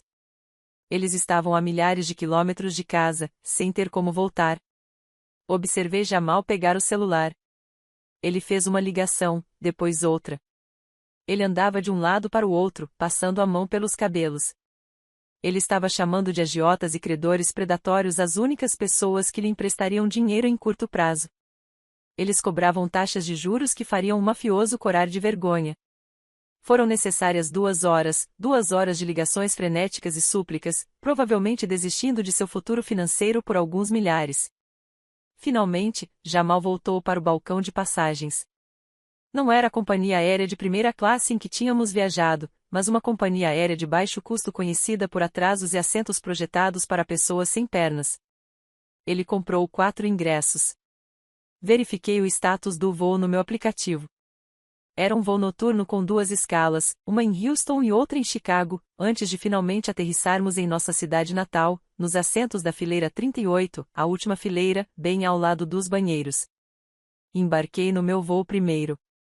A aeromoça pegou meu casaco e me ofereceu uma taça de Dom Perignon Vintage. Acomodei-me na ampla poltrona de couro que se reclinava até se transformar em uma cama completamente plana. Enquanto o avião taxiava pela pista, olhei pela janela. Em algum lugar ali no terminal, minha família esperava sentada em uma cadeira de plástico por um voo que só partiria dali a 6 horas. Eles estavam com fome, estavam sem dinheiro e estavam prestes a embarcar em uma jornada de 20 horas no assento central do inferno. O avião decolou, sobrevoando as águas turquesas e as areias brancas. Dei um gole de champanhe, sentindo as bolhas dançarem na minha língua. Pela primeira vez na minha vida, eu não os estava carregando. Eu não estava preocupado com o conforto deles ou com a aprovação deles. Eu estava simplesmente voando. E a vista daqui de cima era espetacular. Aterrissei horas antes deles, revigorada e com cheiro de hidratante caro. Meu motorista me levou direto para minha cobertura, onde tomei um banho, vesti um elegante terno e me preparei para o ato final. Acompanhei o voo deles pelo meu celular. Houve atraso, é claro. Quando finalmente saíram cambaleando da área de retirada de bagagens do aeroporto local, pareciam menos uma família e mais um conto de advertência sobre viver além das próprias possibilidades. Eles não tinham dinheiro para um carro preto. Eles tiveram que esperar 45 minutos na fila do táxi. Imagino que a conversa naquele táxi tenha sido carregada de raiva. Provavelmente, minha mãe passou a viagem inteira listando meus pecados, catalogando cada presente de aniversário que já me comprou, reescrevendo a história para se fazer de mártir. É provável que Jamal tenha fantasiado em queimar minhas caixas de armazenamento, aquelas que eu guardava na garagem, porque ingenuamente confiei nelas meus objetos de valor sentimental. Eles estavam planejando um golpe. Eles iam para casa, chamar um chaveiro para trocar os cilindros da fechadura para que minha chave não funcionasse e jogar meus casacos de inverno e diplomas da faculdade no jardim da frente. Eles queriam me apagar da memória. Eles queriam afirmar seu domínio sobre o único pedaço de terra que acreditavam ainda controlar. Eu observei o rastreador GPS no celular do meu pai. Sim, eu monitoro isso. Eu pago as contas, então os dados são meus. Observei o pequeno ponto se mover lentamente pela rodovia, pegando a saída em direção aos subúrbios, virando para a rua arborizada onde aprendi a andar de bicicleta e a esconder meu dinheiro. Eles pararam em frente à casa. É uma bela casa, com 4 quartos e um gramado bem cuidado em estilo colonial. Parece o sonho americano. Parece estável, mas as aparências enganam. Algo que minha mãe me ensinou bem. Eles arrastaram suas malas pesadas pela entrada da garagem. As rodas tilintavam contra o concreto, um som de conquistadores que retornavam após terem perdido a guerra. Meu pai enfiou a mão no bolso e tirou o chaveiro. Ele marchou até a porta da frente, com o maxilar cerrado, pronto para invadir seu castelo e trancar os portões contra sua filha ingrata. Ele deslizou a chave na fechadura, ou melhor, tentou. Não serviu. Ele franziu a testa, balançando-o. Ele retirou o objeto, olhou para ele, limpou-o na camisa e tentou novamente. Entrou pela metade e bateu numa parede de metal. Não era a chave errada. Era a fechadura errada. Qual é o seu problema, Desmond? Minha mãe disparou, passando por ele. Me dê isso. Você é inútil. Ela pegou as chaves e enfiou a sua na fechadura. Não virou. Ela tentou a maçaneta. Travou firmemente. Ela sacudiu o batente da porta, batendo na madeira com o punho, como se a força bruta pudesse se sobrepor à mecânica. Está emperrado, ela gritou. A umidade deve ter inchado a madeira. Jamal quebrou uma janela. Precisamos entrar. Preciso usar o banheiro e preciso jogar o lixo da Nia na rua agora mesmo. Jamal se aproximou, largando suas malas. Ele parecia pronto para arrombar a porta. Ele queria quebrar alguma coisa. Queria machucar alguma coisa, mas depois parou. Ele olhou para o capacho. Havia algo novo ali. Um adesivo na moldura da porta. Um aviso laranja brilhante que não estava lá quando eles partiram para o México. Isso não está travado. Mãe, disse Jamal, baixando um tom de voz. A fechadura é novinha em folha. Meu pai deu um passo para trás, olhando para a casa onde morava havia 20 anos. A casa que ele pensava ser sua. A casa que ele considerava seu santuário. Ele olhou para as ferragens novas e brilhantes da porta, que reluziam sob o sol da tarde. E então a ficha caiu. Eles não foram apenas trancados para fora. Eles ficaram trancados para fora porque outra pessoa tinha a chave. E eles estavam em uma varanda que, de repente, pareceu muito, muito pública. As batidas começaram como um baque rítmico e rapidamente se transformaram em uma sinfonia caótica de violência contra a porta da frente de Mogno. Minha mãe usava o salto do sapato como um martelo, golpeando a madeira enquanto gritava para que alguém abrisse a porta, embora quem ela esperava encontrar lá dentro fosse um mistério que só seu delírio poderia desvendar. Jamal se aproximou das janelas, pressionando o rosto contra o vidro e sacudindo as molduras, procurando uma fragilidade na fortaleza que antes consideravam garantida. Pareciam ladrões em plena luz do dia, frenéticos e desequilibrados, seu desespero desfazendo o último vestígio de respeitabilidade suburbana. Eu observei tudo do banco traseiro escurecido do meu Maybach, estacionado a 3 casas de distância. O zumbido do ar-condicionado contrastava fortemente com o suor que manchava a camisa do meu irmão enquanto ele pegava um gnomo de jardim decorativo, segurando-o como se fosse uma arma. Ele ia mesmo quebrar uma janela. Ele ia quebrar vidros em uma casa que não lhe pertencia para recuperar uma propriedade a qual não tinha direito. Mas ele nunca teve a chance de arremessá-la. O alarme silencioso que instalei juntamente com as novas fechaduras funcionou perfeitamente. 2 viaturas policiais viraram a esquina, suas sirenes emitindo um som curto e agudo que paralisou minha família. As luzes azuis e vermelhas banhavam o gramado bem cuidado, iluminando o espetáculo dos Andersons tentando invadir a própria casa. Os vizinhos estavam saindo para suas varandas. Agora, a senhora Higgins, da casa ao lado, espiava por cima da cerca viva com o celular na mão, provavelmente transmitindo ao vivo a ruína da família que a desprezava por dirigir um Honda. Afastem-se da porta, ordenou o primeiro oficial, com a mão repousando casualmente perto do cinto. Ele não parecia estar ali para ajudar uma família em apuros. Ele parecia estar ali para impedir um crime. Minha mãe deixou cair o sapato. Ela alisou os cabelos, assumindo instantaneamente sua persona de donzela em apuros, aquela que usava para se livrar de multas por excesso de velocidade e devolver roupas usadas. Policial, graças a Deus o senhor está aqui, exclamou ela, descendo correndo os degraus da varanda com os braços estendidos. Fomos trancadas para fora. Alguém mexeu na nossa casa. Acabamos de voltar de férias e nossas chaves não funcionam. Precisamos da sua ajuda para entrar. O policial não se mexeu. Não esboçou um sorriso de compaixão. Ele tirou um documento dobrado da prancheta. Posso ver algum documento de identificação, senhora? A senhora tem comprovante de residência? Claro que tenho provas. Bernice interrompeu seus pacientes, que estavam à beira de um colapso. Moro aqui há 20 anos. Meu nome é Bernice Anderson. Este é meu marido, Desmond. Aquele é meu filho. Arrombe esta porta imediatamente para que possamos entrar. O policial olhou para a identidade que ela lhe enfiou. Olhou para a casa. Depois, olhou para o papel que tinha na mão. Senhora, de acordo com os registros do condado e um relatório apresentado esta manhã, a senhora não é proprietária deste imóvel. Minha mãe deu uma risada aguda e incrédula que me irritou profundamente. Não seja ridícula. É claro que eu sou a dona. Compramos esta casa em 98. Confira seus registros novamente.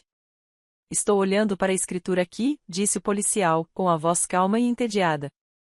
A propriedade no número 42 da Oak Creek Drive pertence à NK Holdings LLC. Recebemos uma ligação do representante legal do proprietário informando que pessoas não autorizadas estavam tentando invadir a propriedade. Eles solicitaram que fizéssemos cumprir uma ordem de restrição de acesso, emitida pela NK Holdings. Meu pai repetiu o gesto de perder a cor do rosto. Ele conhecia aquele nome. Tinha visto no rodapé dos documentos da execução hipotecária 3 anos atrás, aqueles que ele ignorou até o oficial de justiça chegar para fixar o aviso de despejo. Tinha visto no contrato de aluguel que assinou, mas nunca leu a cláusula que permitia que eles permanecessem como inquilinos por tempo indeterminado. Isso é um engano, gritou Jamal, largando o gnomo. Esta casa é dos meus pais. Minha irmã provavelmente mexeu no alarme. Ela está tentando nos pregar uma peça. Deixe a gente entrar. O policial deu um passo à frente, com semblante severo. Senhor, se o senhor não deixar a propriedade, será preso por tentativa de arrombamento. O proprietário foi muito claro. O contrato de locação foi rescindido por justa causa há 48 horas. O senhor está despejado. Despejado?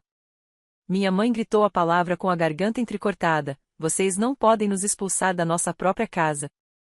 Esta é a minha casa. Eu criei meus filhos aqui. Eu escolhi estas hortênsias. Isso não faz de você a dona, senhora. O policial disse. Ele ergueu o papel NK Holdings, Nia King. Esse nome lhe diz alguma coisa?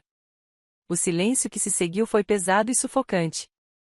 Minha mãe parou de gritar, sua boca ficou aberta, seus olhos alternando entre o policial, a casa e meu pai. A ficha caiu para ela como um golpe físico. NK Nia King. A filha que ela havia deixado no aeroporto.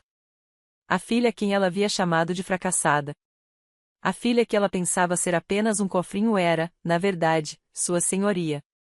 Chegou a hora. Bati com força no vidro da divisória. O motorista assentiu com a cabeça e engatou a marcha. Avançamos lentamente, os pneus rangendo suavemente no asfalto. O carro era preto, elegante e ameaçador, como um tubarão deslizando em águas rasas. Paramos logo atrás da viatura policial. A porta dos fundos se abriu.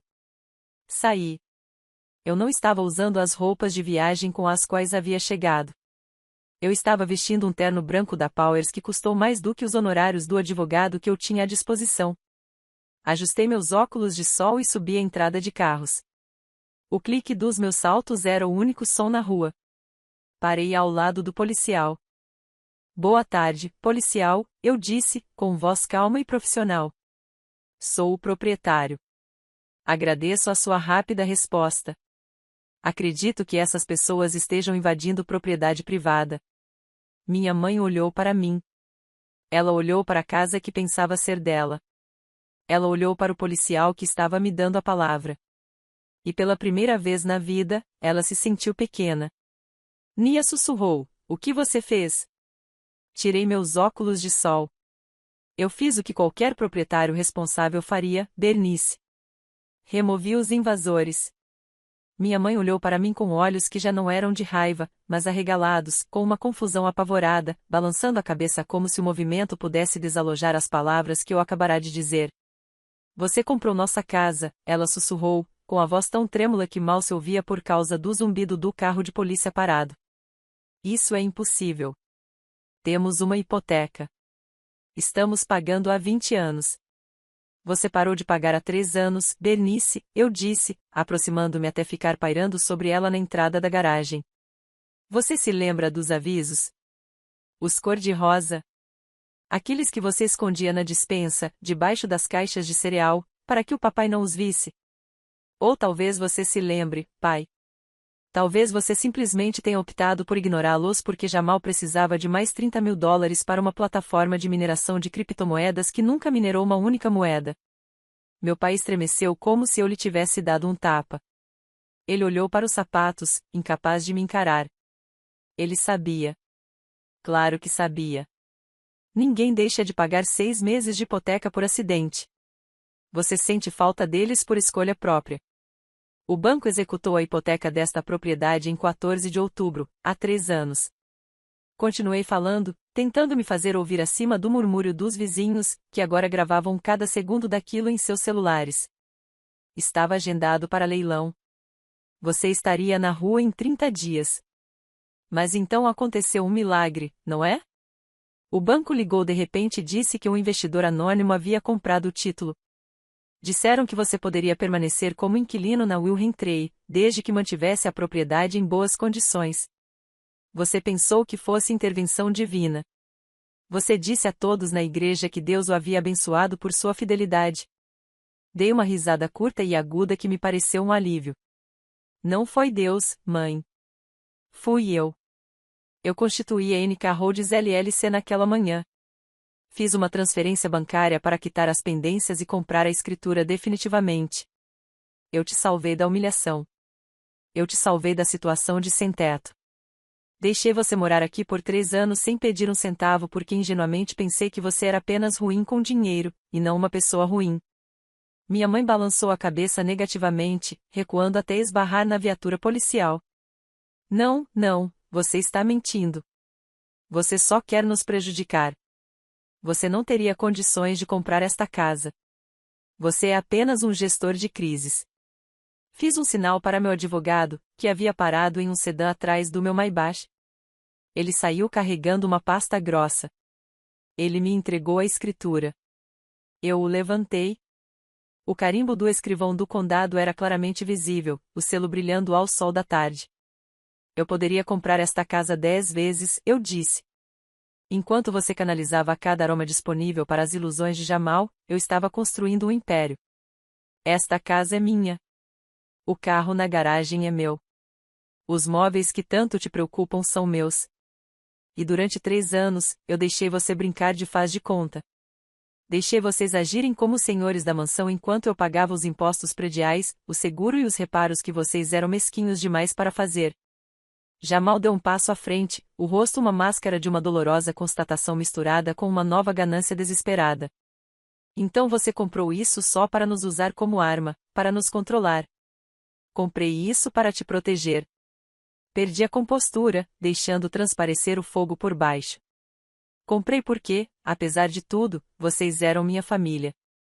Eu não queria que meus pais dormissem em um abrigo. Eu não queria que meu irmão morasse no carro dele. Fiz isso por amor, Jamal. Um conceito que você claramente desconhece. Olhei para Beck, que estava tentando se tornar invisível atrás de um arbusto de roedor. E você, eu disse, se mudou para cá há 6 meses. Você reclamou do azulejo da cozinha. Você reclamou da corrente de ar no quarto principal. Você tratou esta casa como se ela não fosse boa o suficiente para você. Pois adivinhe só? É bom demais para você, porque é meu.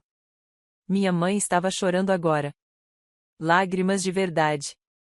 Aquela que surge quando a ilusão finalmente se desfaz e o vento frio da realidade bate no seu rosto. Nia, por favor. Nós não sabíamos. Se soubéssemos. Se você soubesse, teria simplesmente pedido mais. Eu a interrompi. Você teria me explorado até a última gota. Você teria exigido que eu colocasse a escritura em nome de Jamal para que ele pudesse usá-la como garantia para outro empréstimo. Por isso mantive segredo. Queria ver se você conseguiria ser grato pelo milagre sem conhecer a sua origem. Mas você não foi grato. Você se achou no direito de tudo. Dei um passo para trás, alisando a lapela do meu terno branco. Eu estava disposta a deixar você ficar aqui para sempre, eu disse baixinho. Eu estava disposto a pagar as contas e deixar você brincar de casinha até o dia da sua morte. Tudo o que eu queria era um pouco de respeito, apenas uma migalha de decência. Olhei minha mãe bem nos olhos. Mas aí fomos para Cabo e você sentou naquela mesa comendo a comida que eu paguei, vestindo as roupas que eu comprei. E você olhou para mim e disse: esta viagem não é sobre você. Você me apagou, mãe. Você me disse que eu não importava, contanto que os cheques fossem compensados. A lembrança daquele almoço, o calor, a humilhação queimavam em meu peito. Bem, você tinha razão, eu disse. A viagem não era sobre mim. Mas esta casa definitivamente é sobre mim, porque eu sou o proprietário e o contrato de aluguel foi rescindido no momento em que essas palavras saíram da sua boca. Os funcionários da mudança foram minuciosos, até brutais. Na calçada, sob o sol escaldante da tarde, havia uma montanha de caixas de papelão e sacos de lixo pretos que representavam a totalidade da vida do meu irmão. Sua coleção de tênis não vendidos e depreciados estava guardada em caixas de plástico transparente, parecendo brinquedos baratos deixados na chuva. O guarda-roupa de fast fashion da Beck estava transbordando de sacos de lixo que já estavam se rasgando nas costuras, derramando poliéster e lantejoulas na grama que eu pagava para manter. Não foi apenas um despejo. Foi um exorcismo. A remoção física dos parasitas que se alimentavam do meu sucesso há uma década foi finalmente concluída, exposta para toda a vizinhança ver. Beck ficou parada, encarando a pilha, o rosto refletindo uma profunda mistura de emoções. Choque, negação. Em seguida, um cálculo rápido e repentino. Ela olhou para a casa trancada, a fortaleza que pensava ter conquistado. Ela olhou para o policial que estava parado ao lado da viatura, de braços cruzados, deixando claro que ele não estava ali para ajudá-los a voltar para dentro. Então ela olhou para Jamal. Os cálculos que ela fazia na cabeça eram visíveis mesmo do lugar onde eu estava. Jamal, sem casa e sem irmã rica, era igual a zero. Ela soltou um grito que fez os vizinhos estremecerem. Não era um grito de medo, mas de pura e absoluta raiva dirigida ao homem a quem ela havia atrelado sua carroça. Ela chutou uma caixa com a etiqueta escritório de Jamal, fazendo com que uma pilha de planos de negócios fracassados caísse na sarjeta. Você mentiu para mim, ela gritou, com a voz embargada. Você me disse que isso era nosso. Você me disse que sua irmã era apenas o dinheiro que pagava, que ela não importava. Você disse que esta casa estava em um fundo fiduciário para você. Jamal andava de um lado para o outro, resmungando para si mesmo, passando as mãos pela cabeça como se tentasse manter o crânio no lugar. Ele parecia um homem que acabará de acordar de um coma e descobrir que o mundo havia acabado. Ele estendeu a mão para tocar o braço de Beck, buscando conforto, buscando um aliado no desastre que ele mesmo havia criado. Amor, por favor, ele gaguejou, com a voz fraca. Nós podemos resolver isso. Só precisamos ir para um hotel. Precisamos nos reagrupar. A Nia está apenas tendo uma crise. Ela vai se acalmar. Só precisamos esperar ela passar. Não me toque. Beck sibilou, afastando a mão dele com um tapa, como se ele fosse contagioso. Calma. Ela não está tendo um ataque de nervos, Jamal. Ela venceu. A casa é dela. O telhado, as paredes, o chão. E o que você tem? Uma pilha de sapatos e uma conta bancária negativa. Você não é nada. Você é um fracassado. Beck, pare. Todo mundo está assistindo. Jamal implorou, olhando para a Sra. Higgins, da casa ao lado, que agora transmitia ao vivo todo o colapso. Deixe que assistam. Beck gritou com os olhos arregalados. Quero que saibam. Quero que todos saibam que fui enganada. Casei com você porque achei que você tinha futuro. Achei que você fosse um investidor, mas você é só um perdedor de terno alugado vivendo às custas da caridade da sua irmã. Fiquei ao lado do meu carro observando a implosão. Foi fascinante de uma forma mórbida. A história de amor do século se desfazendo em tempo real por conta de imóveis e limites de crédito. Beck não estava com o coração partido. Ela estava falida. E para uma mulher como ela, esse era um destino pior que a morte. Quero o divórcio, anunciou ela, com a voz baixando para um tom frio e definitivo.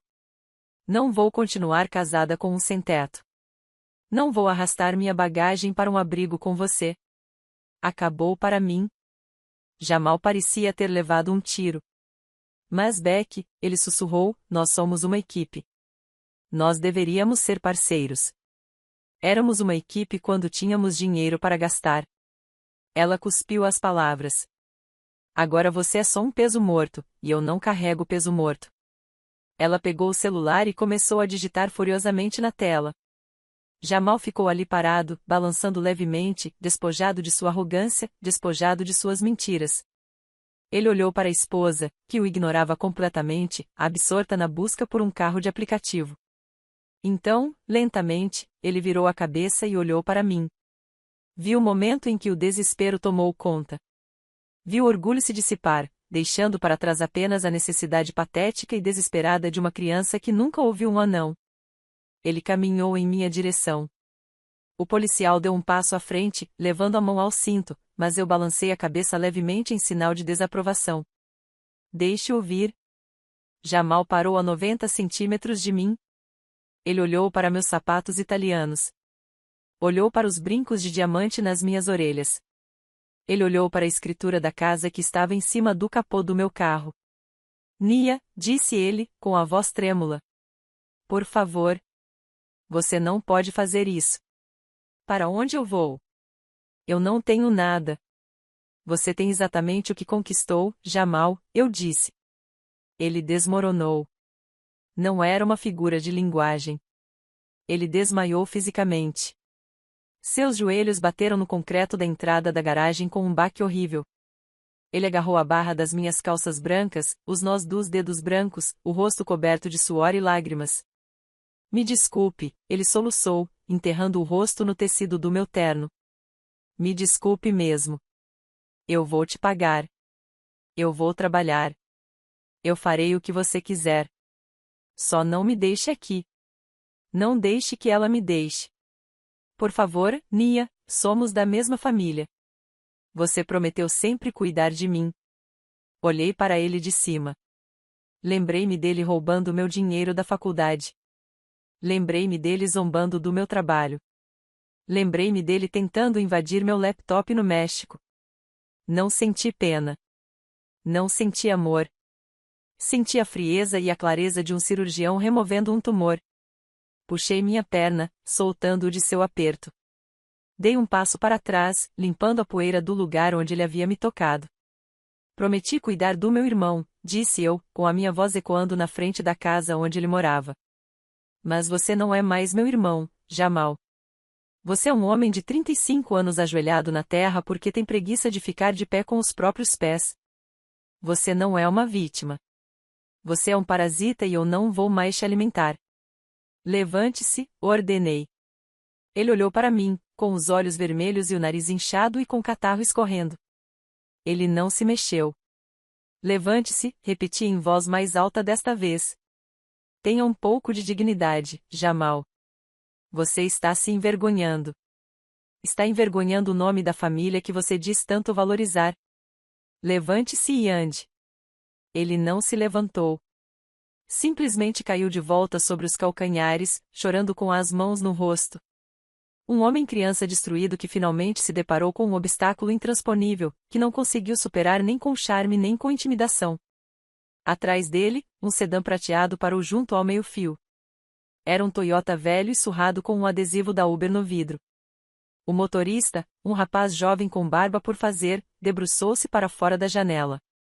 Deem uma carona para Beck, gritou ele. Beck não hesitou. Pegou na alça da sua maior mala, deixando o resto das caixas no gramado.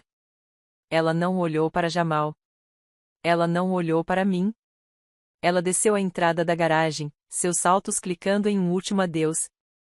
O motorista saiu do carro para abrir o porta-malas. Ele olhou para Beck, olhou para o homem chorando no chão e então deu um sorriso para Beck. Dia difícil? Perguntou ele. Beck jogou a bolsa no porta-malas e sentou-se no banco da frente, bem ao lado dele. Ela alisou os cabelos e se virou para o motorista, sua voz baixando para aquele tom sedutor que eu conhecia tão bem. Só me tire daqui, disse ela. E talvez aumente o volume da música. Eu adoro essa canção. Assim que o carro arrancou, ela ajustou o espelho retrovisor, não para olhar para o marido que estava abandonando, mas para retocar o batom. Ela já estava seguindo em frente. O organismo hospedeiro havia morrido e o parasita estava procurando um novo receptáculo. Olhei para Jamal, ainda ajoelhado, ainda chorando. O policial olhou para mim, aguardando instruções. Ele tem 5 minutos para recolher seus pertences e sair do local, eu disse ao policial. Se ele ainda estiver aqui às 4h05, prenda-o por invasão de propriedade. Virei-me e voltei para o meu carro. Eu não o vi se atrapalhar. Não precisei. Eu tinha uma casa para vender e uma vida para viver. O silêncio que se abateu sobre a entrada da garagem depois que o Uber desapareceu era pesado e sufocante. O espetáculo havia terminado. Os vizinhos tinham se refugiado atrás das cortinas, embora eu soubesse que ainda estavam observando.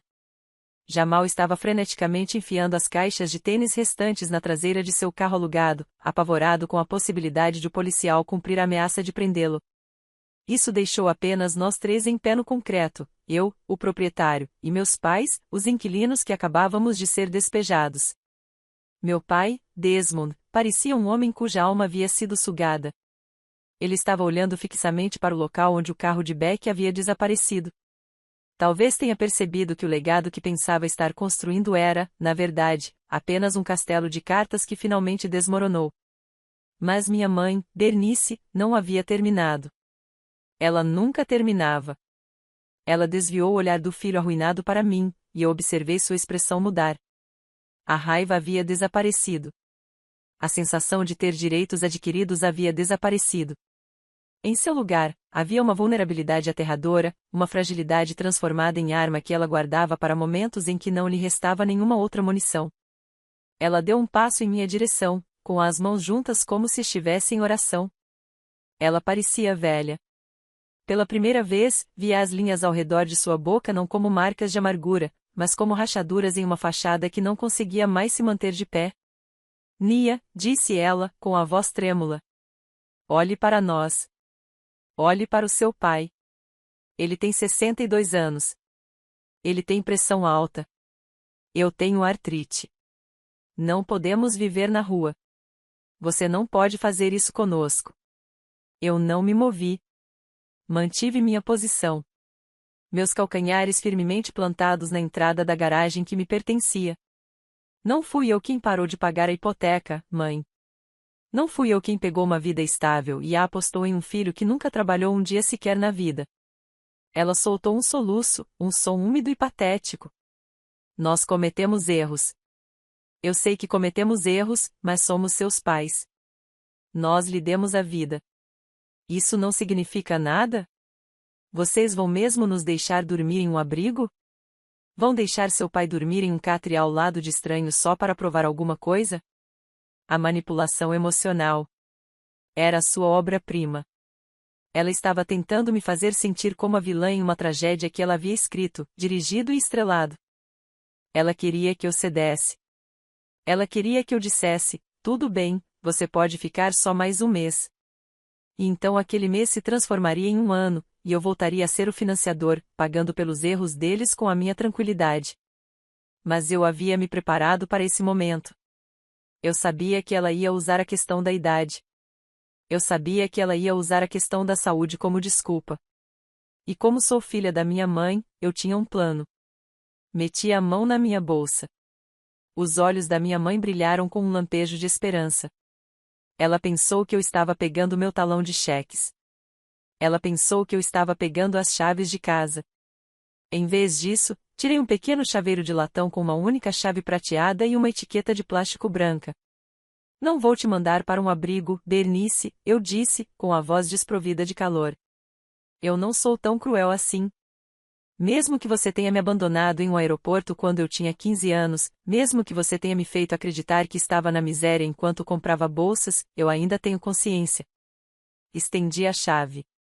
Isto se refere à unidade 4B do condomínio Shade Pines, no lado leste da cidade, eu disse. Meu pai ergueu o olhar, com os olhos arregalados. Zona Leste? Ficava a 40 minutos daqui. Era um bairro conhecido por parques industriais e terminais de ônibus, não por clubes de campo. É um apartamento de um quarto, continuei. É limpo. É seguro. Fica no segundo andar. Não tem elevador, então você vai ter que subir pelas escadas. Vai ser bom para o seu coração, pai. Minha mãe encarou a chave como se fosse uma cobra venenosa. Um apartamento de um quarto no lado leste de Nia. Não podemos morar lá. Todos os nossos amigos estão aqui. Nossa igreja fica aqui. Seus amigos acham que esta casa é sua, lembrei a ela. De qualquer forma, imagino que você não vá dar muitos jantares por um tempo. Coloquei a chave em sua mão, e seus dedos se fecharam automaticamente em torno dela, frios e úmidos. Eu paguei o aluguel por 3 meses, eu disse. As contas de luz, água e gás estão no seu nome. Você tem 90 dias para decidir o que fazer. Você pode procurar emprego. Pode se inscrever no seguro social. Pode pedir ajuda ao Jamal, embora eu não contaria com isso. Mas depois de 3 meses, o aluguel passa a ser problema seu. Ela olhou para a chave, depois para a casa, a bela e espaçosa residência que havia perdido porque queria fingir que era melhor do que realmente era. É isso aí, ela sussurrou. É tudo o que nos resta. 3 meses no lixão. Não é um lixo, mãe, eu disse. É um teto sobre a sua cabeça. É mais do que você me deu quando tentou roubar minhas economias. É mais do que você me deu quando me excluiu desta família. Dei um passo para trás, criando distância entre nós, uma barreira física que correspondia à barreira emocional que eu acabará de construir. Este é o ato final de piedade filial. Eu disse, paguei suas dívidas. Salvei seu crédito. Dei um teto sobre sua cabeça. Cumpri meu dever. Agora, terminei. Meu pai aproximou-se e pegou a chave da mão da minha mãe. Ele ficou olhando para aquilo por um longo tempo. Ele não parecia zangado. Parecia resignado. Ele parecia um homem que finalmente havia compreendido o preço do ingresso que comprará. Obrigado, Nia, disse-lhe suavemente. Não precisa agradecer, pai, eu disse. Apenas sobreviva. Eu me virei e voltei caminhando até meu carro. O motorista abriu a porta para mim. Entrei no interior fresco de couro e fechei a porta, bloqueando o calor, a umidade e a visão dos meus pais parados na calçada com nada além de uma chave de prata e as consequências de seus próprios atos. Assim que o carro arrancou, eu não olhei para trás. Eu não precisava vê-los entrar no carro. Eu não precisava vê-los partir de carro para sua nova vida mais modesta. Eu tinha minha própria vida para viver. E pela primeira vez em 32 anos, era inteiramente meu. Já se passaram 6 meses desde o dia em que vi minha família partir com suas vidas empacotadas no porta-malas de um carro de aplicativo. E o silêncio no meu mundo se transformou de um vazio em um santuário. Estou na varanda da minha nova cobertura no centro da cidade, 40 andares acima do caos urbano, observando o pôr do sol pintar o horizonte em tons de violeta e dourado. Este lugar é feito de vidro, aço e uma silenciosa realização. Não tem cerca branca nem hortênsias no jardim da frente, mas tem porteiro 24 horas e um sistema de segurança que responde apenas aos meus dados biométricos. Vendi a casa na Oak Creek Drive 3 semanas após o despejo. O mercado estava aquecido e um jovem casal do setor de tecnologia pagou 50 mil acima do preço pedido. Eles adoraram as reformas que eu havia pago ao longo dos anos. Eu consertei o telhado e a cozinha. Fiz as melhorias enquanto meus pais fingiam que era o dinheiro deles.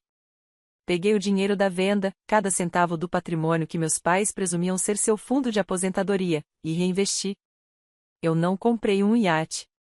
Eu não comprei uma casa de férias. Abri uma filial da minha empresa de gestão de crises em Londres. Parecia justiça poética. O próprio bem que tentaram me roubar tornou-se o motor que impulsionou meu negócio para o cenário global. Eu os mantenho sob vigilância, não por obrigação, mas por hábito profissional de monitorar possíveis responsabilidades. Meus pais estão morando no apartamento que aluguei para eles. Eles ainda estão lá porque não têm outra escolha. Os 3 meses de aluguel pré-pago expiraram há 90 dias. Eu não renovei. Eu não enviei um cheque. Deixei que eles resolvessem sozinhos. Vi meu pai na semana passada. Eu estava comprando ingredientes específicos em um supermercado de descontos para um jantar que eu ia dar. Eu vi perto da entrada vestindo um colete azul que era um número maior do que o seu. Ele estava empacotando as compras de uma mulher que parecia mais jovem do que eu. Ele parecia cansado. Seus ombros estavam curvados e suas mãos se moviam mais lentamente do que as dos outros funcionários, mas ele estava trabalhando. Pela primeira vez em 20 anos, Desmond Anderson estava ganhando o pão que comia. Caminhei pelo corredor seguinte e vi minha mãe. Ela estava sentada em um banquinho no caixa, passando os produtos pelo leitor de código de barras. Ela não estava usando seus lenços de grife. Ela não estava usando suas pérolas. Ela estava usando um uniforme e um crachá com o nome apenas Ambernice. Ela parecia humilde. Parecia centrada. Eles estão sobrevivendo exatamente como eu lhes disse para fazer.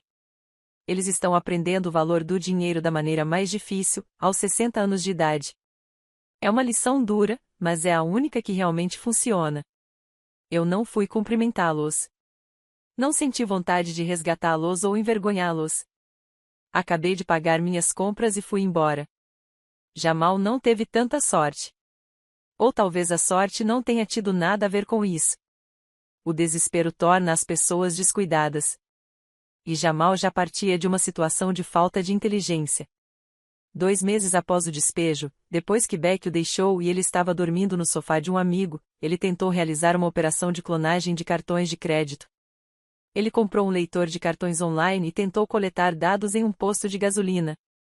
Ele não foi inteligente o suficiente para apagar seus rastros digitais. Ele tentou invadir a conta de um desconhecido, assim como tentou invadir a minha no México. A diferença é que o estranho não tinha nenhum afeto familiar. Eles apresentaram queixa imediatamente. Jamal está atualmente cumprindo pena de 18 meses em uma penitenciária de segurança média no interior do estado por roubo de identidade e fraude com cartão de crédito. Ele me ligou uma vez a cobrar da prisão. A voz automatizada perguntou se eu aceitaria as cobranças. Recusei. Ouvi dizer que ele está trabalhando na lavanderia da prisão. Finalmente, ele tem um emprego estável com benefícios. É a maior estabilidade que ele já teve em sua vida adulta. Hoje, a correspondência chegou. Em cima da pilha de contratos comerciais e cheques de dividendos havia um envelope grosso cor creme com caligrafia dourada. Parecia familiar. Cheirava a desespero caro. Abri a caixa, em pé na minha cozinha de mármore. Era um convite de casamento. O papel cartão era tão grosso que podia cortar a pele. O texto dizia: solicitamos a honra da sua presença no casamento de Rebecca Miller com Arthur Sterling. Pesquisei sobre Arthur Sterling no meu celular. Ele é um magnata do ramo imobiliário de 75 anos na Flórida, com 3 ex-esposas e um marca-passo. Beck não perdeu tempo. Ela encontrou uma nova anfitriã. Ela encontrou uma carteira nova. Ela encontrou uma nova estética. A data está marcada para o próximo mês nos Hamptons. Ela deve ter me enviado isso como uma última provocação. Ou talvez ela, iludida, pensasse que eu enviaria um presente por hábito. Olhei para o convite. Pensei na garota que zombou do meu tom de pele. Pensei na mulher que exigiu que eu pagasse o jantar dela enquanto ela estava sentada em outra mesa porque eu havia estragado o clima. Não senti nada. Nem raiva, nem ciúme, nem vingança, apenas um leve divertimento com a previsibilidade dos parasitas. Caminhei até a lata de lixo. Não a rasguei. Não a queimei. Eu não escrevi um bilhete desagradável e o enviei de volta. Eu simplesmente coloquei em cima da borra de café e das cascas de ovo. Pertencia ao refúgio. Eu me servi um copo d'água, não champanhe, apenas água limpa e fria. Saí para a varanda e olhei para as luzes da cidade, milhões delas cintilando abaixo de mim como diamantes que eu havia conquistado. Eu estava sozinha na minha cobertura, mas não me sentia solitária. Eu era livre. O banco de Nia estava fechado para eles para sempre. Mas para mim, a vida estava apenas começando a dar frutos. De pé na minha varanda, com a cidade respirando abaixo de mim, percebi que a liberdade não tem gosto de champanhe ou caviar. Tem gosto de ar. Ar puro, sem impurezas. Durante 32 anos, carreguei uma montanha nas costas, acreditando que o peso era amor. Acreditando que a pressão esmagadora era simplesmente o preço de pertencer. Eu estava enganado. O amor não pede que você se encolha para que os outros possam crescer. O amor não exige que você pague pelo privilégio de ser insultado. O amor não te abandona à mesa das crianças enquanto se banqueteia com o teu trabalho. A cobertura é silenciosa, mas não está vazia. Está repleto da paz que conquistei com minha própria coragem. Olho para o horizonte e não vejo luzes solitárias. Vejo oportunidades. Vejo um futuro que me pertence inteiramente. Eu costumava pensar que a família era a única coisa da qual você não podia abrir mão. Que o sangue era um contrato vinculativo, escrito em pedra. Mas os contratos podem ser violados. E quando uma das partes viola os termos de forma consistente, quando extrai até não restar nada além de ressentimento e frustração, você tem todo o direito de anular o acordo. Meus pais estão aprendendo a viver dentro de suas possibilidades, uma lição que já deveria ter sido aprendida há 30 anos. Meu irmão está aprendendo que as ações têm consequências em uma cela concreta. Minha cunhada está aprendendo que não se pode construir uma vida sobre uma base de mentiras e dívidas no cartão de crédito de outra pessoa. E eu? Estou descobrindo quem eu sou quando não estou sendo esgotada. Estou aprendendo que sou suficiente. Não pelo que posso oferecer, mas por quem sou. Se você está assistindo a isso e sente aquele peso familiar no peito quando o telefone toca com o nome de um familiar. Se você se pega pedindo desculpas pelo seu sucesso ou escondendo sua alegria porque isso pode causar inveja nos outros. Se você é o banco, o terapeuta, o solucionador de problemas e o bode expiatório, tudo em uma só pessoa, ouça-me. Você não lhes deve a sua paz. Você não lhes deve o seu futuro. Você não lhes deve um lugar à mesa que eles estão tentando virar. A família não é desculpa para exploração. Não é carta branca para a crueldade. Nunca deixe ninguém lhe dizer que você não é importante enquanto essa pessoa estiver morando na casa que você paga. Não deixe que lhe digam que você está arruinando a estética enquanto eles estão gastando seu dinheiro para criá-la. Seu valor não é negociável. É um fato. E se eles não têm condições de te respeitar, então não têm condições de ter acesso a você. Corte o cabo, bloqueie o cartão, troque as fechaduras. Vai ser a coisa mais difícil que você já fez. Você vai chorar. Você vai se sentir culpado, Você vai se perguntar se você é o monstro que dizem que você é. Mas então, uma manhã, você acordará e o silêncio não será solitário. Será libertador. Você vai beber seu café e ele terá um sabor melhor do que nunca, porque é seu. Quero ouvir a sua opinião. Sei que não sou o único que teve que demitir alguém da família. Você já precisou traçar uma linha na areia que se transformou em uma muralha? Já precisou escolher entre a sua própria sobrevivência e o conforto de outras pessoas? Conte-me sua história nos comentários abaixo. Compartilhe isso com alguém que precisa de permissão para parar de se vitimizar na própria vida. Você não está sozinho e é mais forte do que pensa. Dê um like. Inscreva-se para mais histórias sobre como retomar o seu poder. E lembre-se, a única pessoa que você tem a obrigação de salvar é você mesmo. Obrigado por assistir. Frequentemente confundimos apoio financeiro com amor, na esperança de que a generosidade eventualmente nos compre o respeito que tanto almejamos. Mas aprendi da maneira mais difícil que não se pode comprar a validação de pessoas que te veem apenas como um recurso. A verdadeira liberdade não se encontra numa cobertura ou numa conta bancária. Encontra-se na coragem de estabelecer limites. Ir embora não foi um ato de crueldade. Foi um ato de sobrevivência. Ao cortar o contato com eles, eu não apenas salvei minha fortuna. Recuperei minha dignidade. Lembre-se, você nunca é obrigado a se incendiar só para aquecer pessoas ingratas. Se você está pronta para recuperar o seu poder e parar de financiar o seu próprio desrespeito, clique no botão de inscrição e junte-se à nossa comunidade de sobreviventes.